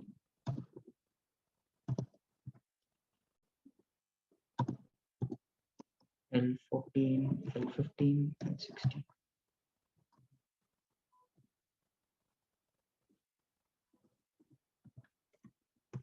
Just a moment.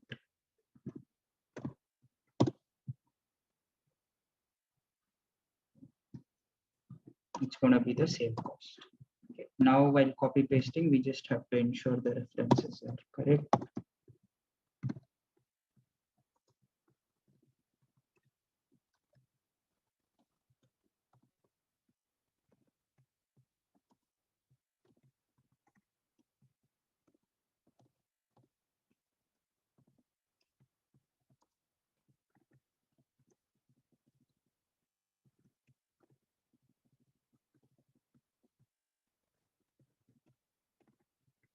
Right.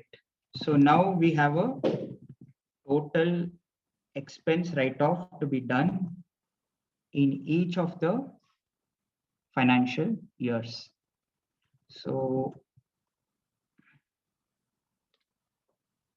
now there is one more thing that has not been taken into account here, and that is the expected lapsed or cancelled.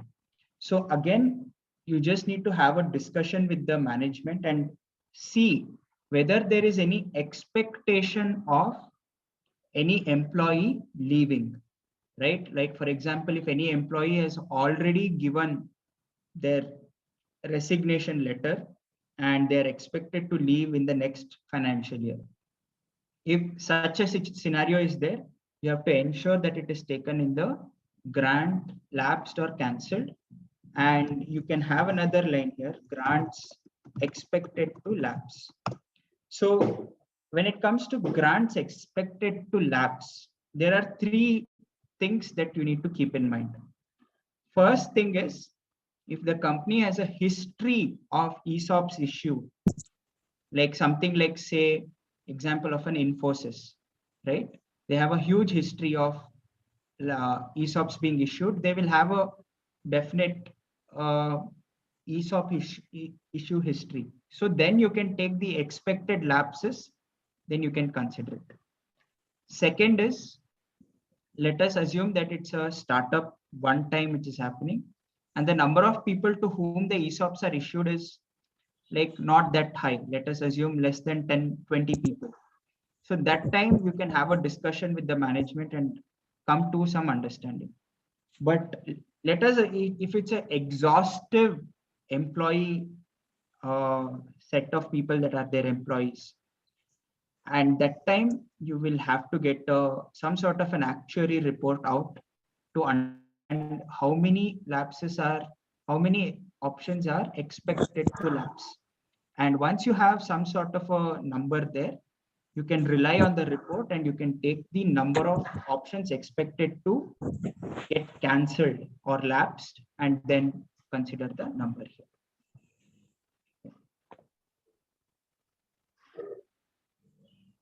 So let me just take a look at the questions that have come.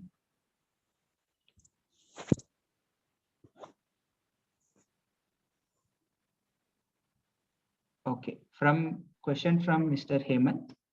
Is the strike price, okay, paid by employee, okay, not to be reduced from the total cost for expensing? We have done that, and that is called the fair value of the option. You are talking about intrinsic value, which also we will do. Next, Kaustubh sir is asking if ESOP trust is holding shares since last few years, and if the grant is made now. Okay, ESOP, okay. Then do we do the option valuation now? And if yes, how to pass accounting entry in the books of the trust as well as in the books of the company? Okay, so the ESOP trust is holding some shares. All right.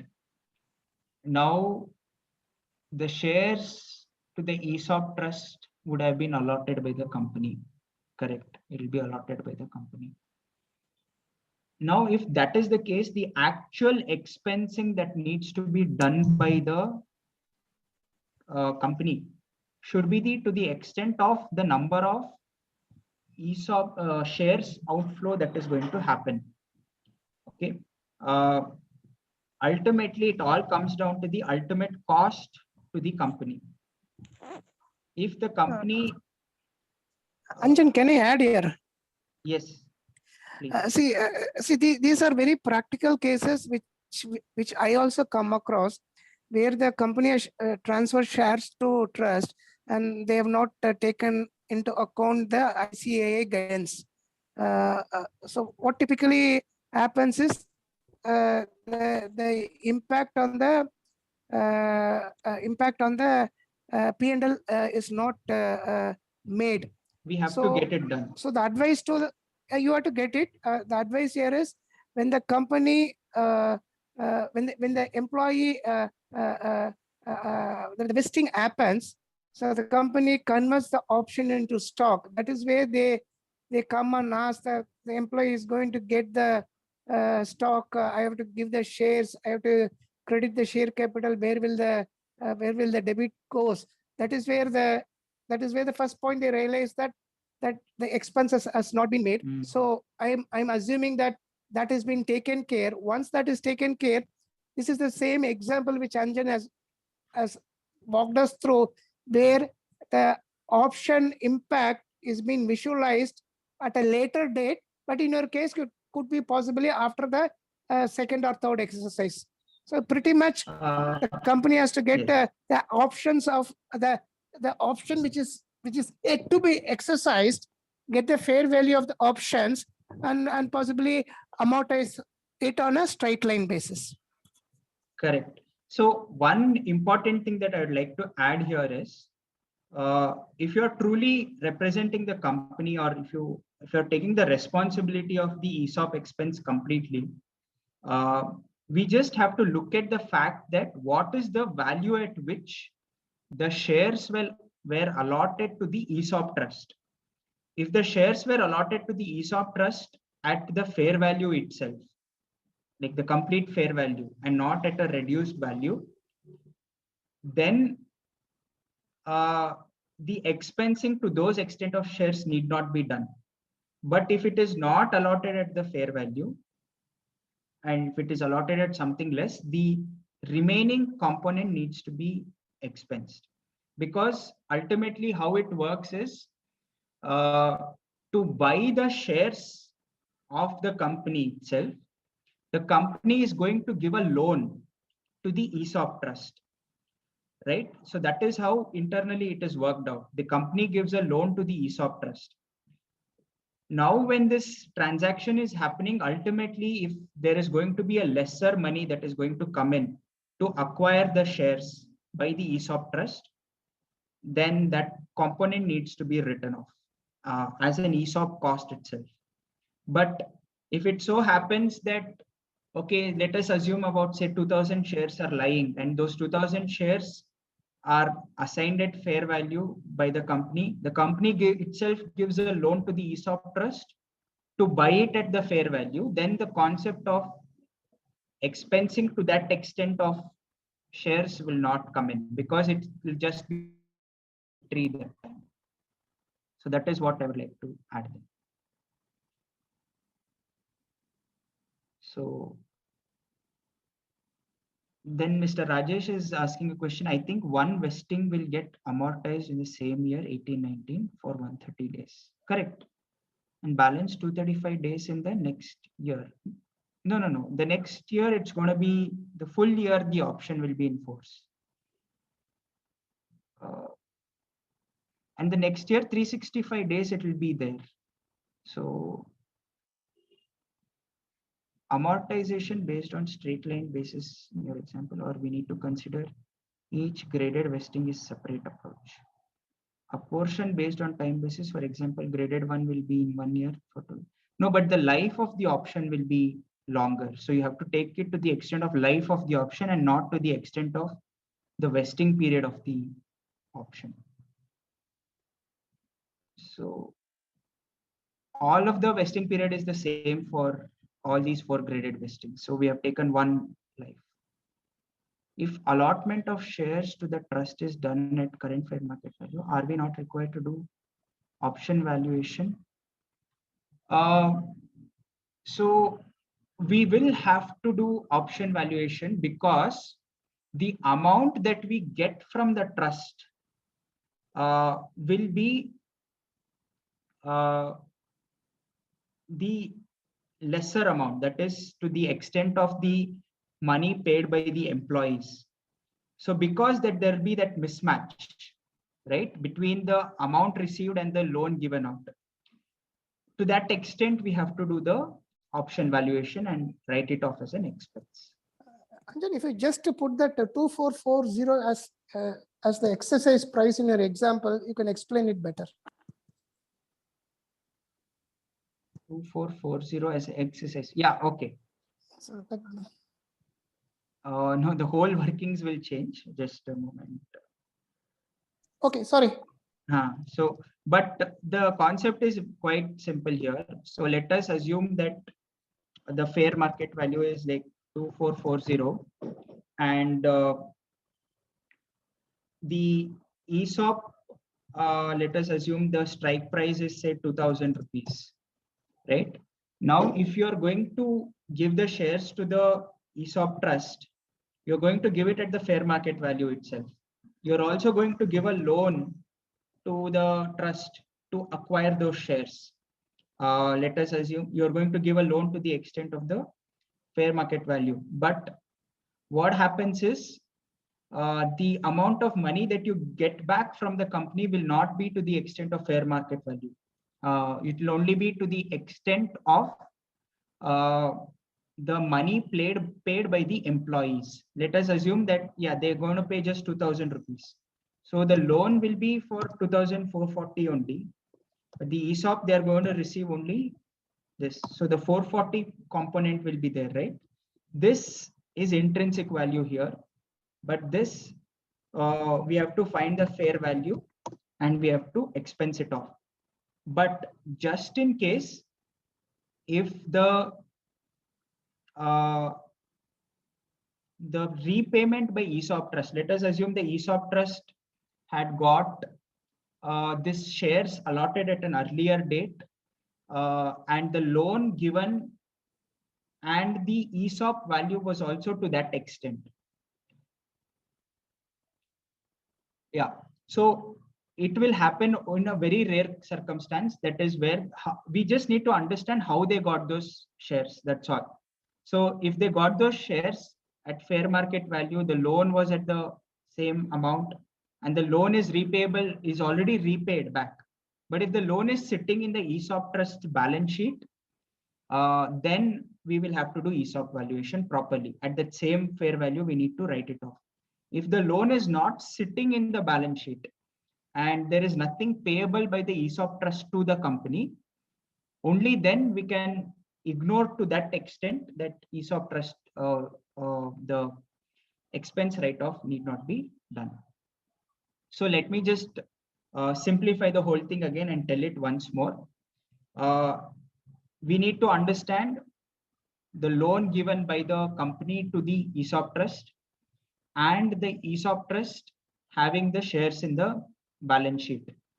If both the loan and the shares are there in the balance sheet of the ESOP trust, then we need to do fair valuation of all the ESOPs, and expense needs to be written off to the whole extent, because the repayment of loan will not happen to the extent of the fair value of the shares. But you only have fair value of shares sitting in the balance sheet and there is no loan associated with it. For some reason, they were given the allotment completely. At that point in time, only then we can consider not writing off the expense to that extent. But we need to go deep down into how those shares were allotted. That is all. Whether there was some excess money pending, like for example, some employee did not exercise, but they paid the money. The money was sitting there, and for a very long time, the money was sitting there. The employee did not come forward to get the allotment. Maybe that money can be utilized here. So something like that, that kind of situation must be there.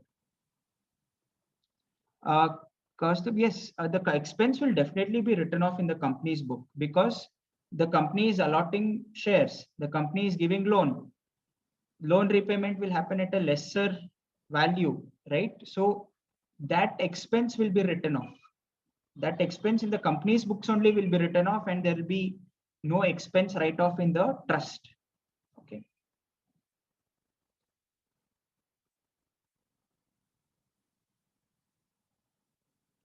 Thank you, Kaustubh sir. So now this is the costing that we have, and let us find out the total cost written off, in cost to be written off.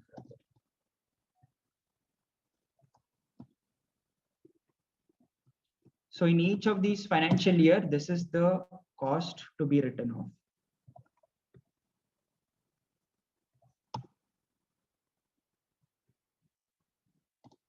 Okay, and now we have some data given out in the question as to what is the expense written off. Okay, that's there in our database. So we have about 47 lakh written off till the financial year 1920. So let us put that here.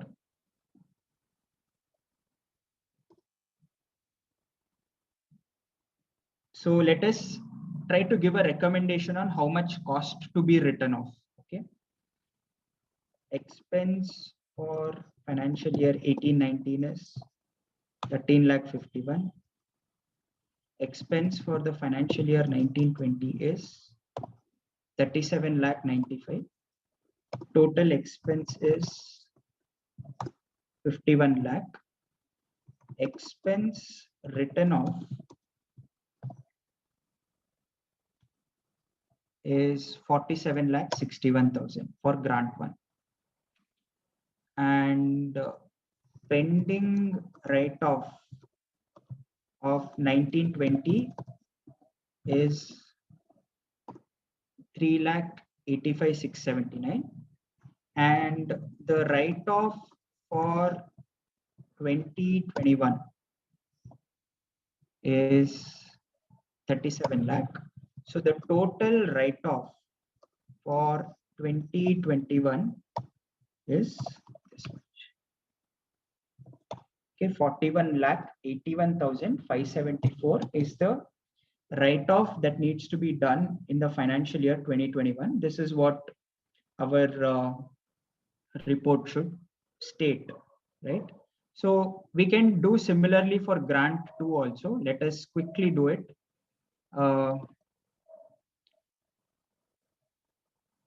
But we need a different fair value for this.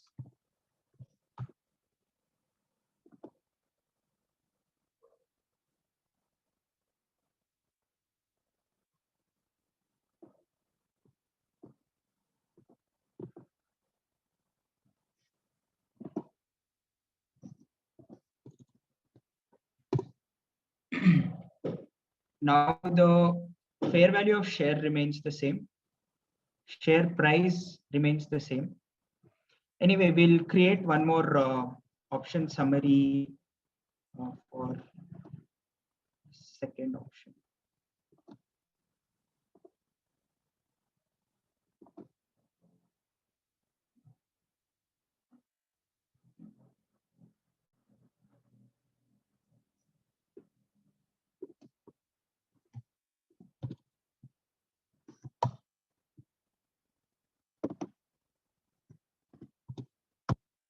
Right. So for the second option, all of this will change. So let us link it to the lecture 1. Share price remains the same, strike price remains the same. Risk-free rate, we need to find out based on the time to expire. So time to expire here, we need to be careful.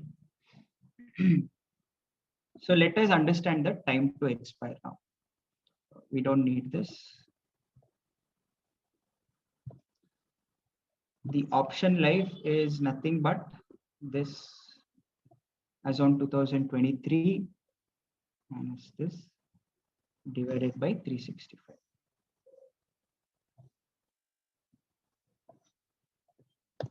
So it's about 4 years here.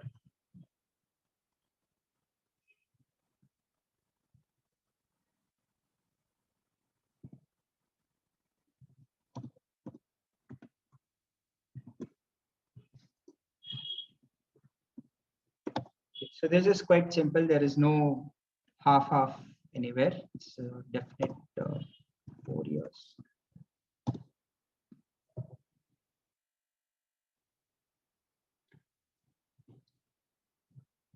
Option life. Okay, so it's going to remain the same throughout. It's going to be 4 years for every year because the same exit date for everyone, for all the options. This is the option life and risk-free rate. Let us see if we can get a 4-year risk-free rate out, but I doubt it. I think the 5-year is the nearest comparable only.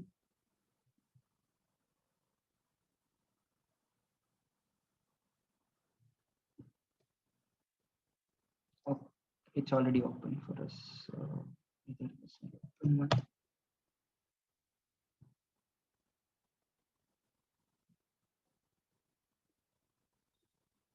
Okay, we have a 10-year, 52-week, 2-week, 30 years, 3 months. 3 years is there and 5 years is there.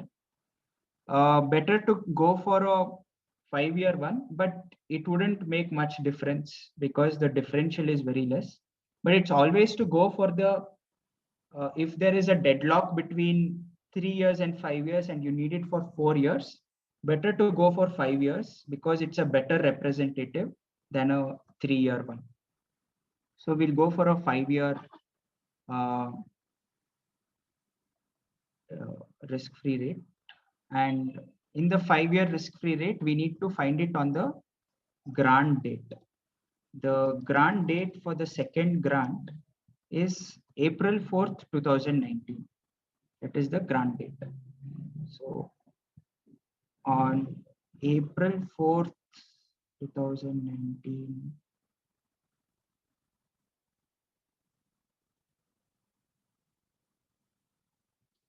April 4th, 2019. Take a print screen and put it up for risk-free rate.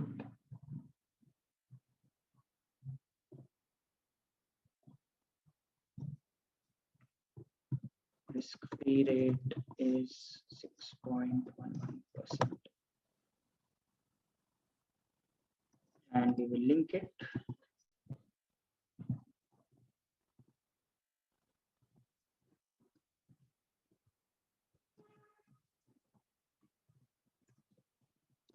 So for volatility also, let us see what we can do. Time to expire is 4 years.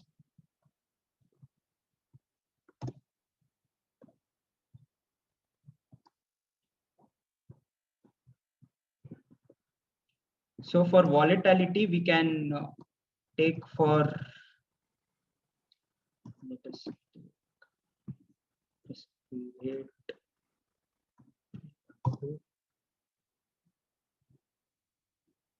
we'll start with our comparable company, Tejas Grant 2.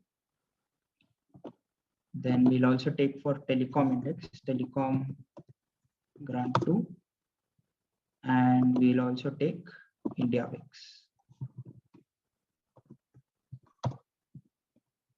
So guys, do you want me to do the second grant or should we have a discussion? Because it goes on the same way. I can do it. It will be a good revision. But if you are fine with this, we can go to the valuation report structure. If the concept is well settled with you, then I will directly go to the valuation report discussion. If the concept is yet to set properly, then we can do the second grant. What is your take? I request you to kindly do the second grant so that it is a quick summary and quick revision, in the interest of everybody. Okay, all right. So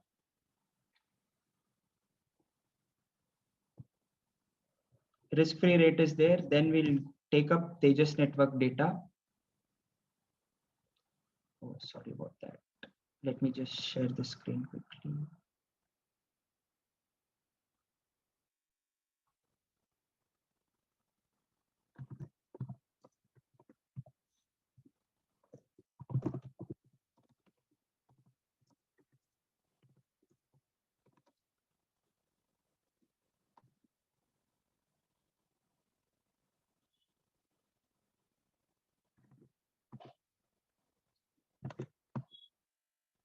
So we need to take it from 4th of April.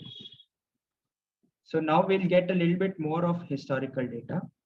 So from April 4th, 2019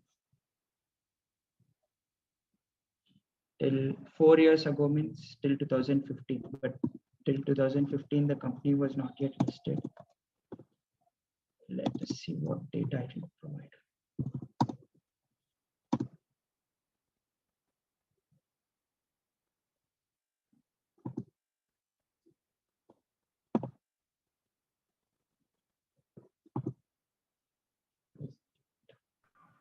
Anjan, you're putting it in the other manner. Okay. This is 4th April 2019. From 2, okay.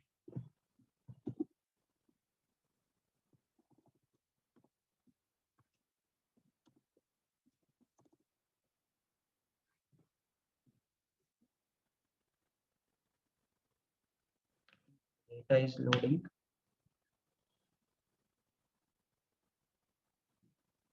Right. So we have data from April 19. Let us see.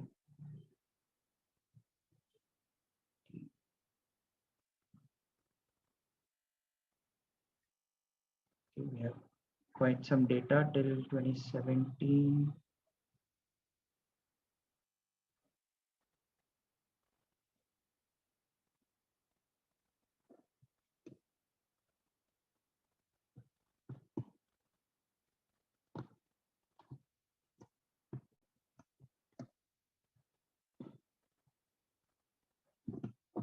And now the next step is we have to find the natural log, right? This is daily returns.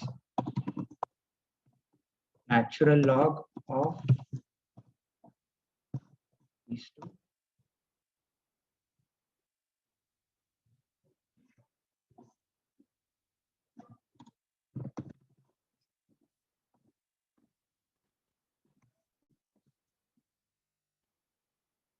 Then we have annual returns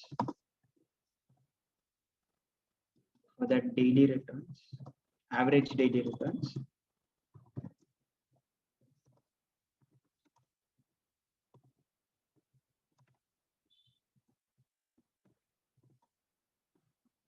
Then annual returns. It's always seem to be giving out negative returns, not a good stock to invest in. And then daily volatility, which is standard deviation, all this. And we have annual volatility, which is this multiplied by square root of, right. This volatility is extremely huge, 52.3%. So let me just do one formula check finally. Standard deviation. Okay. That's because the daily volatility is about 3.3%, which is quite high. All right. So then we will go for the S&P 500, sorry, S&P BSE.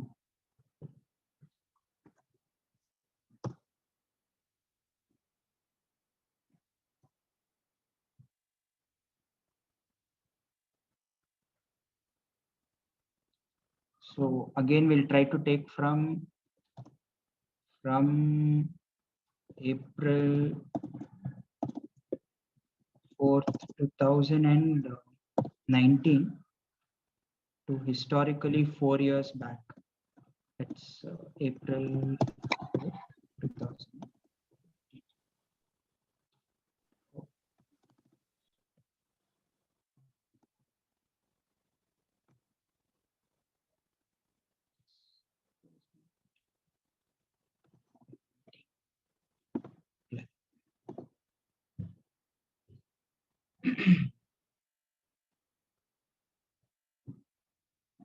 Right, we got the data now.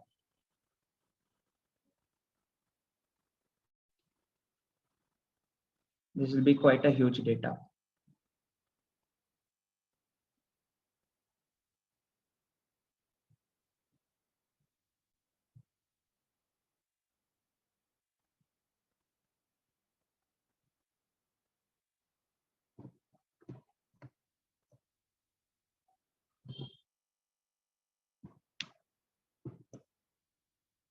We don't need any of this. Then we find out the daily returns.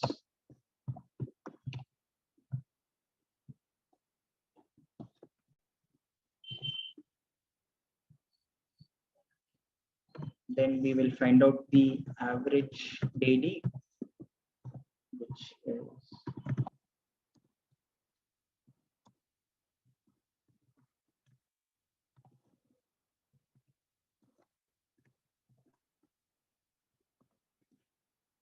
then we'll find out daily volatility.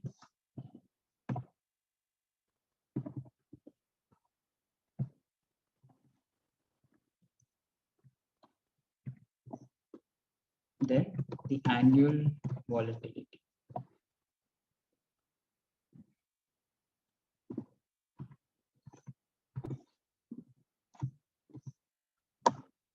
We'll also have the data of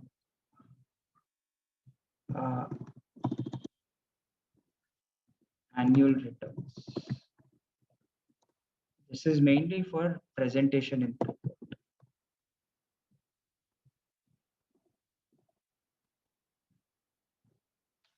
Okay, now finally India VIX, all we have to do is India VIX historical.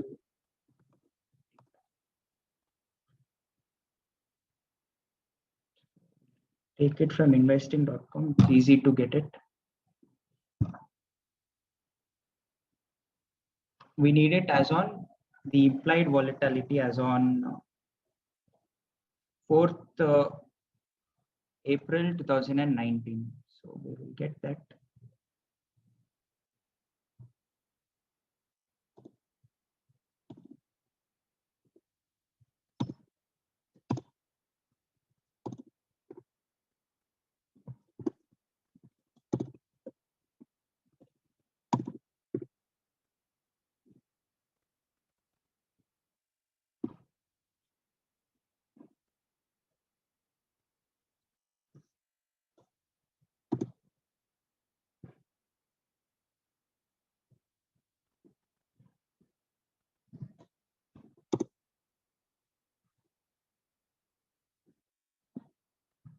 Okay, so 18.65 was the volatility.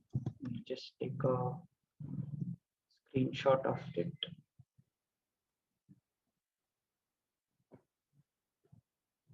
India VIX was 18.65, right? So now we will find out the average volatility for grant 2. We'll follow the similar thing.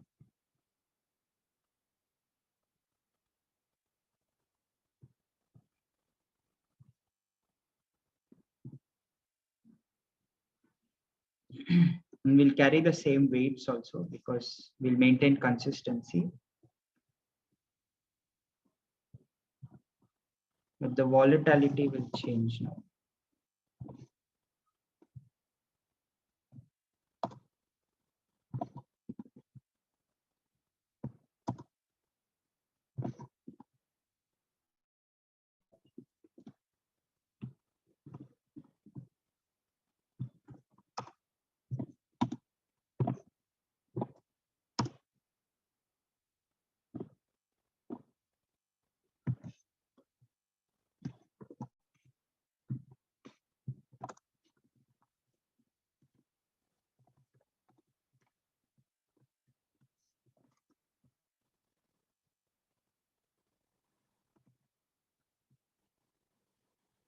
So the volatility is a little bit on the higher end this time, but it's okay, still fine because we have a good validation for it.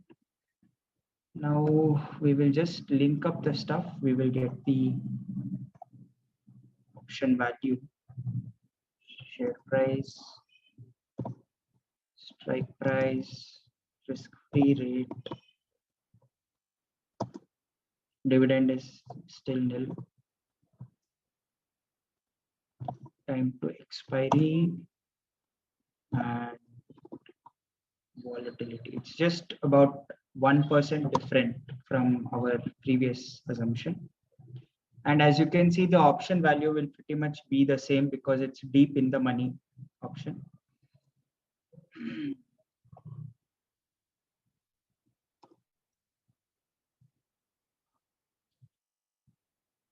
So now we will do the rest of the expensing now. So since we have got this data in place, we will copy a similar format.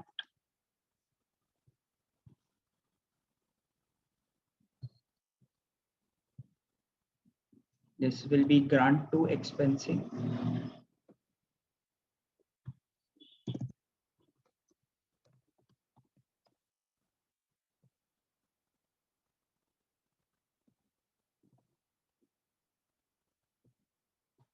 Total number of grants, we'll take it from our first annexure.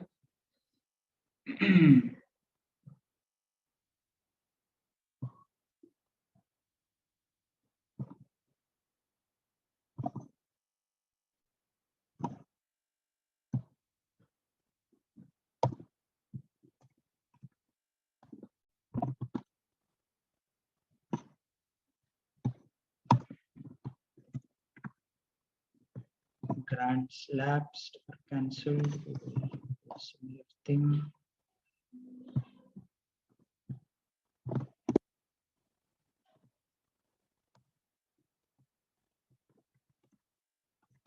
grants expected to lapse, the same logic that you need to discuss with management and get it out. And actuarial report where it is needed.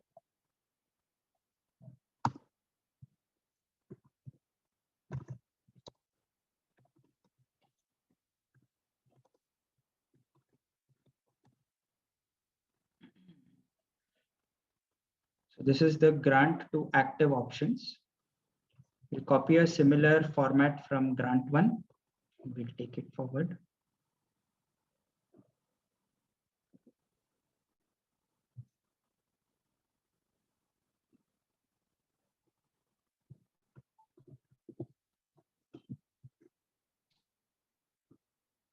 Grant date here will be 4th April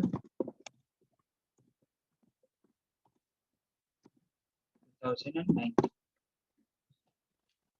Life of the option we can take the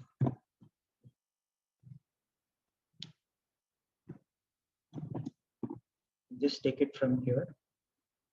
So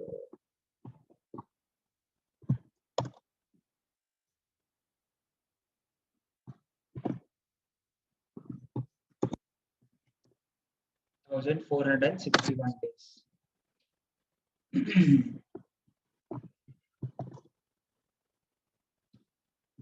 Now it is time to bring out the expense summary. We'll make a similar expense summary.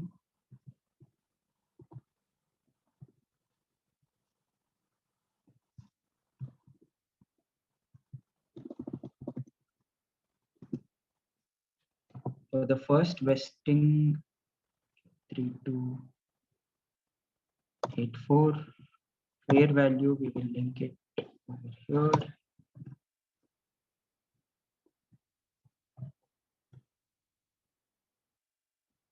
Does nothing much changes in the fair value, but it's okay.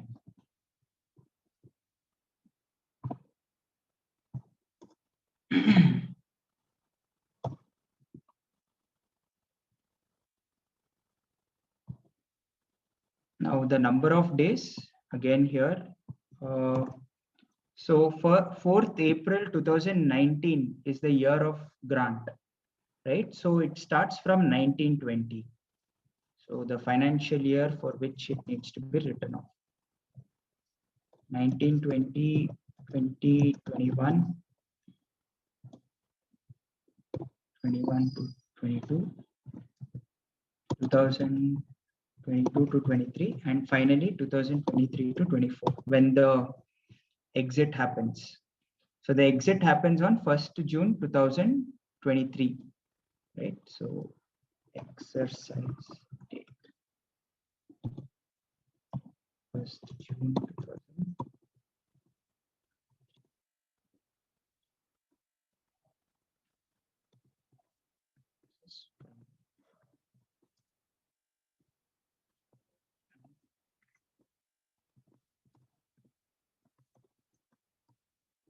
From 4th April 2019 here till 31st March 2000.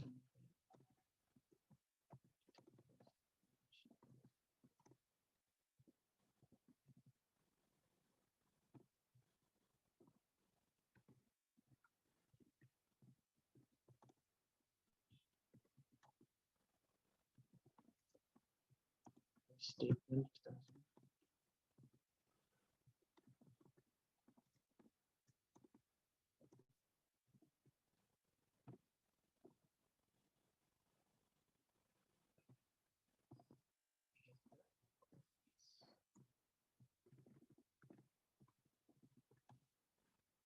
Again, we need to add the variable of 1. It's a missing day, right?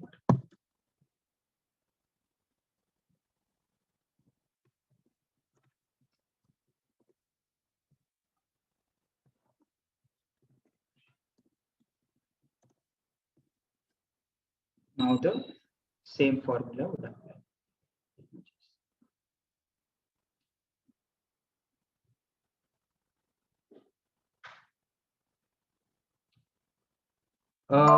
I'll just come to that just a moment. Maz, I think I will need another 15 minutes in total. We can close the session. Sure, Anjan, that's all right. No problem. Yeah. Thank you. Thank you. Ma'am, the thing is between 2019 and 2023, it's about 4 years. It's not rounded off, it's in decimals. So it is around 4 years only.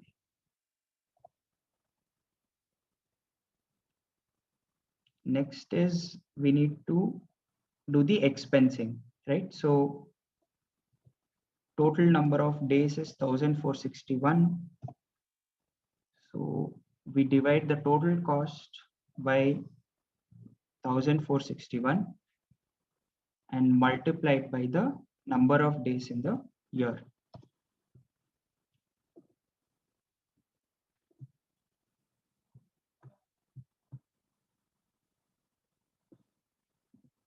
So we will get that out. No, sorry. B21, L22 is this 18, correct. B9 is, we'll put it out for all the years.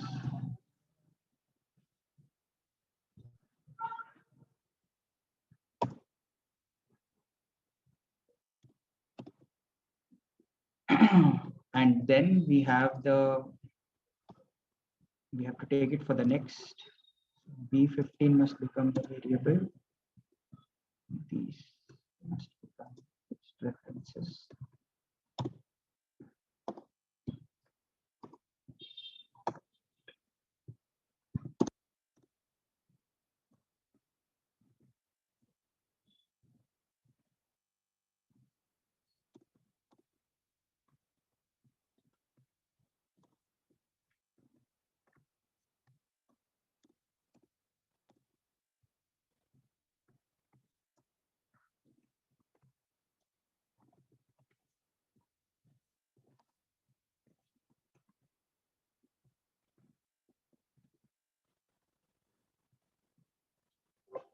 So for expense for 18-19, we can take make sure to, they have done for 19-20 only. They have not done for 8. Oh, that expense. No. Expense for 18-19, nothing's going to be there. Expense for 19-20 is about 50 lakh, and we have to report it for 2021. Okay. So 18-19, nothing's going to be there. Total is going to be, they have heavily under cut the cost in financial year 19-20. So pending write-off for 19-20 is about this much. 2021, the cost is 51 lakh. Total write-off for 2021 would be 97 lakh. So this ultimately completes our ESOP valuation model. From now on, the reporting is going to be there. We will just quickly take it the reporting. If you have any doubts on the ESOP model part, you can let me know. From now on, it's purely going to be about taking about management representation letters and how to frame the ESOP report. I'll also be posting the ESOP report format for everyone's benefit in the WhatsApp group as soon as the class ends. Anjan, yes. Anjan, I would like to just check the total of this one is not matching with the total where in the that figure. The cost? Yeah, the cost. You just total the total that is not matching. That seems to be. Yeah. Okay, let us take a look at it. Yeah. Okay, yeah, there is some. Because the 62 doesn't, there seems to be some number of days is not. Days, there is some issue. Date calculation is this. This is coming to 1520. Yeah. Okay. Now, what is this date based on? This date is based on what? 1st June 2023 is based on what date? June 2019. Okay, the grant date is not taken properly. So grant date is 4th April 2000. Yeah, now it will come. Yeah.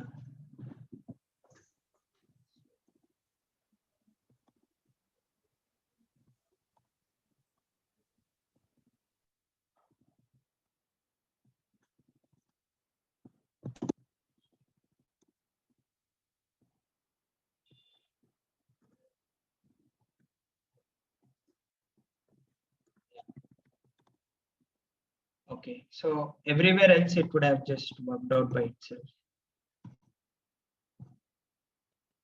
There is, in the last year, we need not take. Yeah, now it's working out perfectly. All right. Yes. Actually, someone had raised the question about why 4 years exactly. That mistake had happened. Now it explains why. So yeah, it's fine now. And this is the total expense to be written off. Now, anyone have any other contributions to the ESOP model? You can let me know. We can go on to the report now, if that's all right. All right. So let me go to the report. It's going to take about just 15 minutes in all, 15-20 minutes. Just bear with me for beyond the time.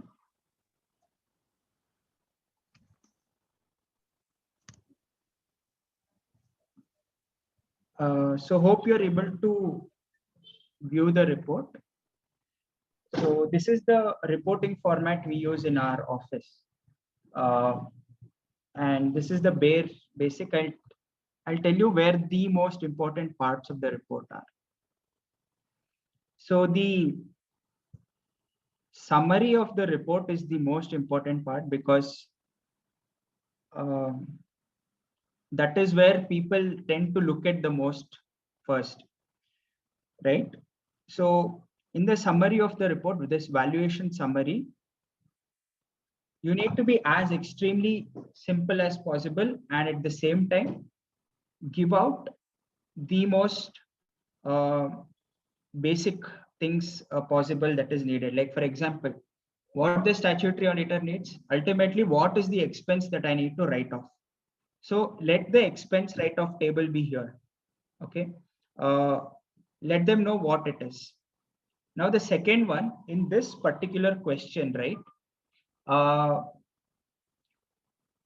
The assumption with regard to the exercise period, the option life, is a little bit challenging because the ESOP plan does not have a specified timeline for when the exercise will happen.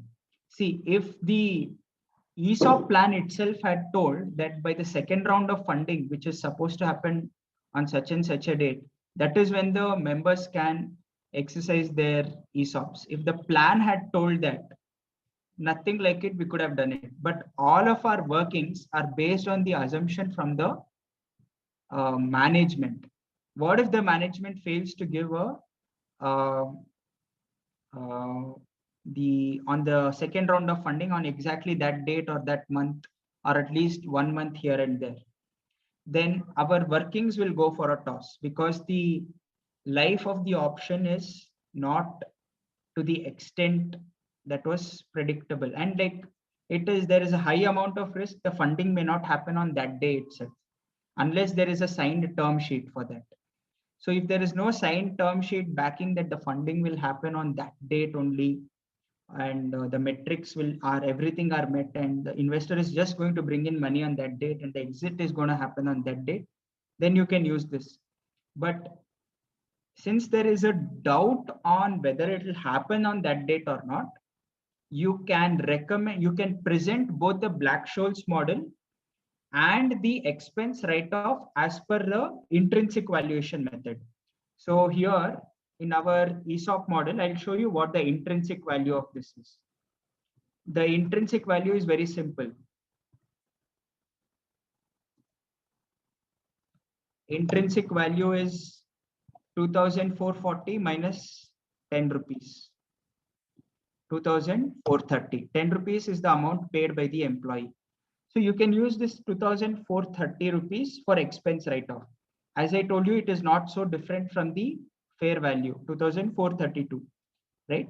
You can use 2,430 and you can validate the working with the Black-Scholes model. And you can tell, see, I feel that you should go for intrinsic valuation because there is a doubt on the period of the option value, but it is up to the discretion of the management whether to adopt the intrinsic value or the Black-Scholes model. But we prefer that the management utilize the intrinsic value rather than the Black-Scholes model, because the life of the option is not predictable, because the ESOP plan does not have a final date on which the options expire, right? So you can give that wording in the report and tell that we prefer you go by the intrinsic value, but you have to present both of it, and it is the call of the statutory auditor and the management of the company to go with which expense reporting. And if once our report says that, okay, you should probably go with the intrinsic value rather than the fair value, the auditor is not going to think much. They are going to recommend the management to go by what we say, right? So that we should put it out in the report in such a way that that thing happens over there. Okay, that thought process happens over there for them. So that we have to put out. So we can put out the fair value of the option, how we arrived at the fair value, compensation expense as per fair value, compensation expense as per intrinsic value what it is.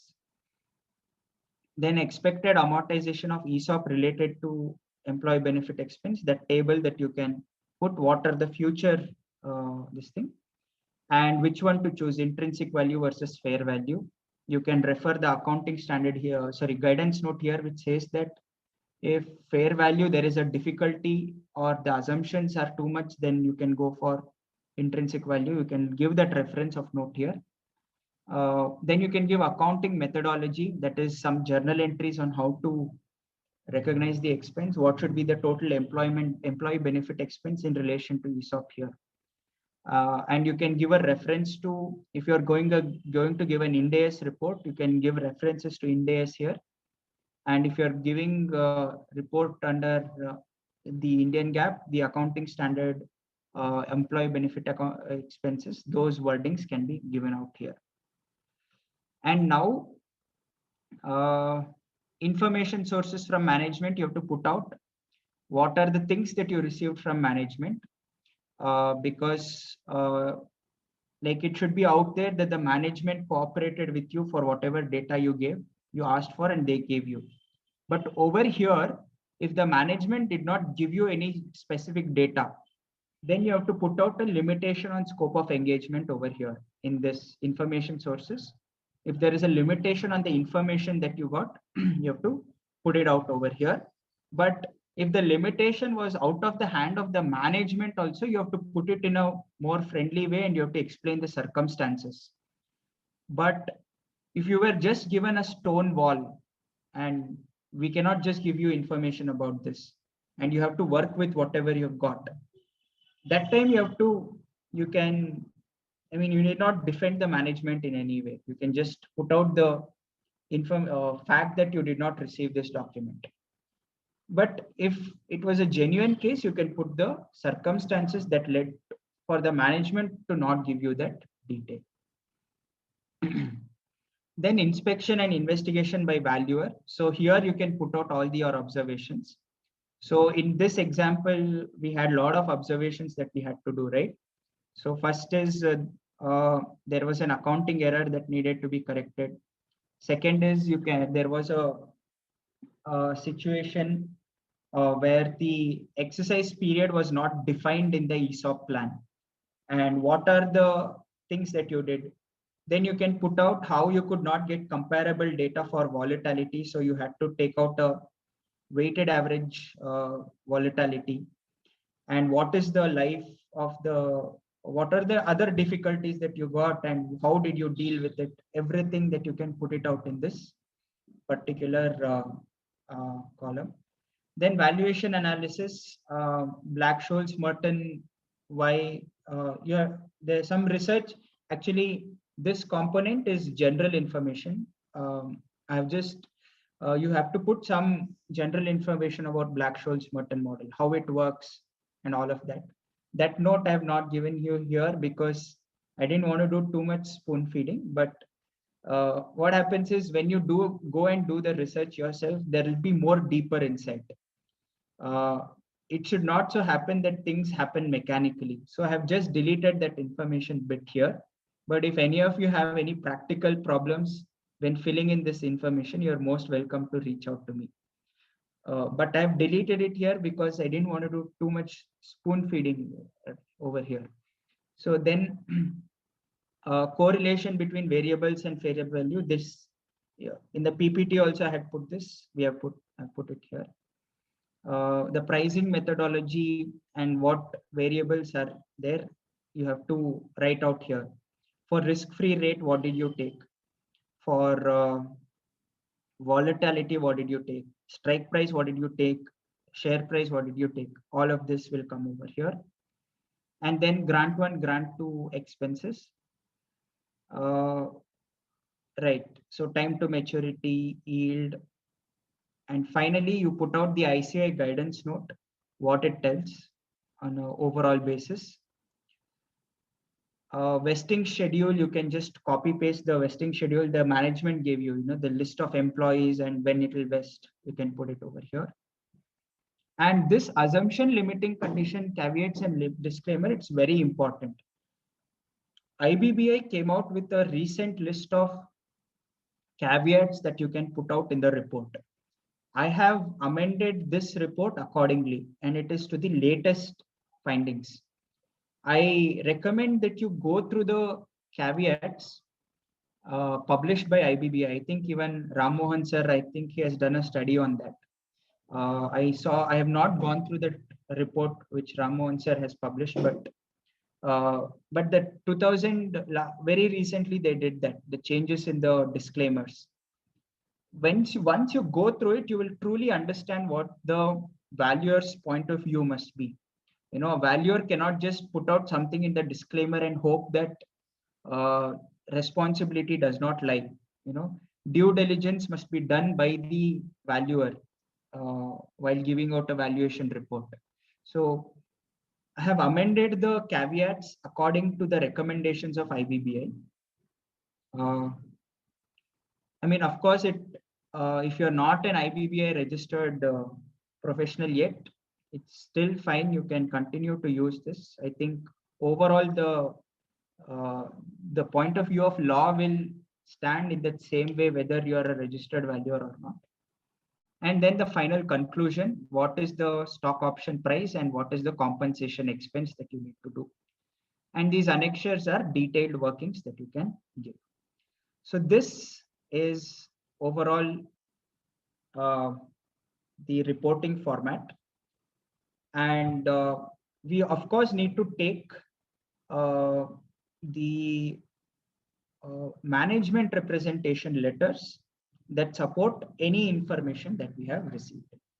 So with this, I would like to end the discussion and we can have a discussion amongst ourselves now if there are anything to be done.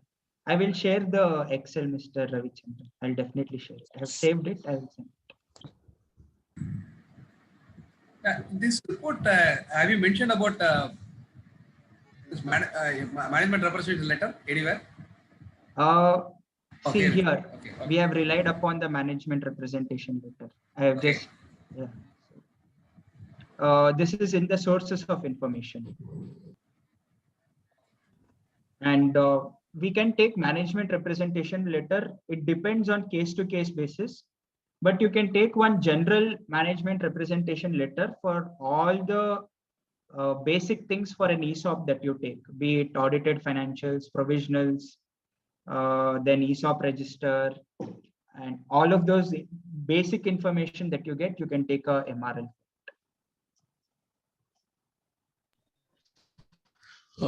One question. So while doing the options value calculation, is it okay that we say the dividend is already included in the, if it's a company is a listed company, then we'll say dividend is already included in the share price. And if it's an unlisted company, then we should say that the dividend again is already included in the fair market value. Is it okay to do that? No, we cannot do that, because the fair market value, while arriving at the equity share valuation, dividend nowhere appears of the future dividend payouts, because the equity share valuation happens on the free cash flow available to equity shareholders. It does not reduce the dividend component and then arrive at the free cash flow for equity for the fair valuation. We don't do from there on. So in a fair valuation, the dividend wouldn't probably be reduced, right?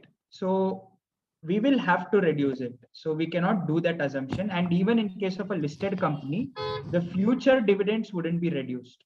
Only the current dividends would probably be reduced. That small market impact will happen when the dividend is announced.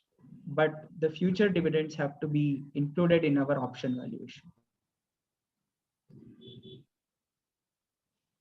Is that okay, sir? Yeah, that's okay. Just again, a little bit extension of that. So can we say at least while calculating the volatility, that the dividend, I'm again talking from the listed company's point of view. While calculating the volatility, the share price gets adjusted for the dividends paid out by such listed companies. So at least that, whether that can be a fair assumption. In case of volatility. Yeah, volatility. Because Okay. let's say today the share price is 100, company declares 5 rupees dividend, and tomorrow it books X dividend, share price becomes 95. So Correct. anyways gets adjusted on its own.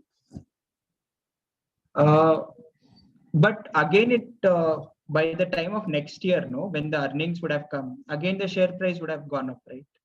So that little bit of volatility is fine. You need not exclude it as an outlier in volatility.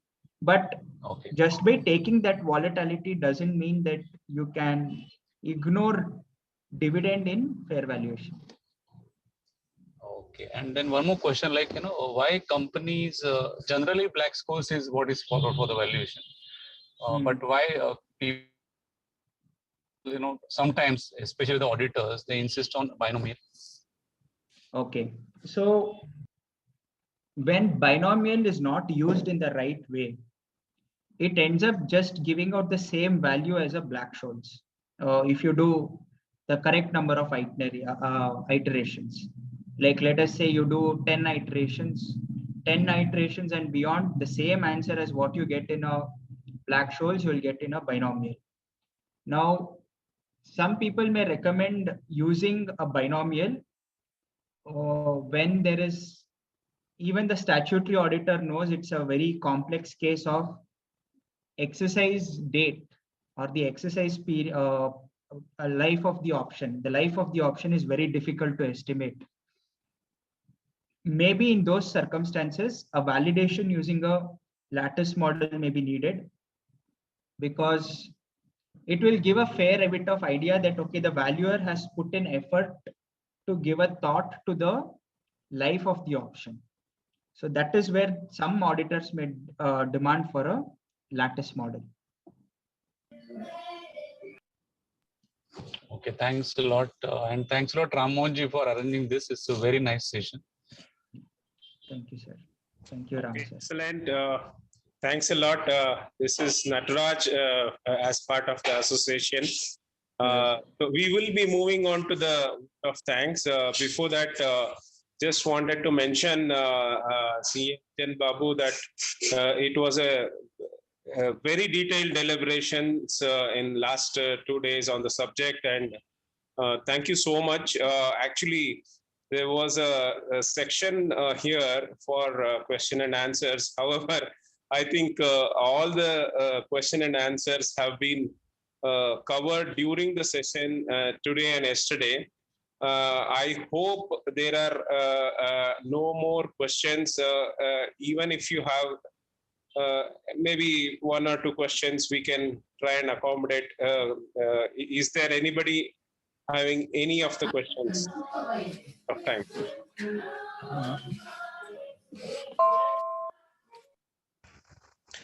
I guess no more questions. Just one question I have, Anjan, from my side. So if there is a US multinational who is having a presence in India, have their stock option plan as part of the compensation benefit for all the employees. So is the valuation done in the US or it is done in India? Right. So is the stock options allotted for the Indian employees from the head office in US? Is Yes, the shares of that company allotted? It is in dollars. Actually, I can take a name. I worked with Amazon, so we used to get stock options of Amazon. So Amazon is not listed in India. Correct. So the shares of Amazon are getting compensated to the Indian employees, and Amazon has an Indian presence. Correct. Okay. Next thing is, I'm pretty sure Amazon US would not be happy bearing all the expense of stock compensation given to Indian employees. Correct. Right? So first is, of course, the valuation happens at the Amazon US, right? Right.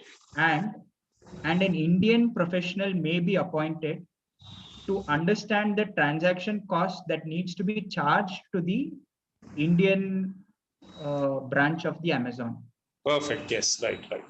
Yeah. So in that situation, if you can refer the Amazon US report, and you need to just check the circumstances, and if you can it's just a multiplication entry that time. You just need to find out the number of employees belonging to Indian sector and multiply it by the fair value of option provided by the US valuation expert. And then comes the next point of translation of dollars to rupees. So for that, I'm not sure whether Amazon India uses Ind AS or it uses Indian GAAP. So if Ind AS is used, I need to brush up on my knowledge of Ind AS on the foreign currency expense translation, but that fair market value of the cost must be taken. That is, the fair market dollar to rupee needs to be taken and translated into Indian cost and return. Okay. Thank you, Anjan. Just another following point is that there are quite a few companies which actually declare the stock options as part of the compensation plan, and those are granted or vested with a what do you call set intervals, like 18 months and 24 months and 36 months. So each one would be what do you call falling into the due date every month. So that means that what it means is every month there is a valuation done. That's something I had it in the mind, so I just wanted to clarify. So every month there is a valuation exercise needs to be done because the grant is done every month. Grant is done every month. So yes, valuation exercise needs to be done every month. So it's a monthly exercise for these companies, right? Correct. Agreed. Yeah. Okay. Yeah. Okay. Thanks a lot. Thanks so much. So handing over to Anurag. Yeah.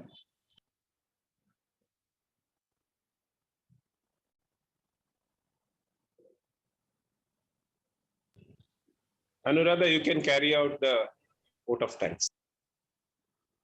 Yes.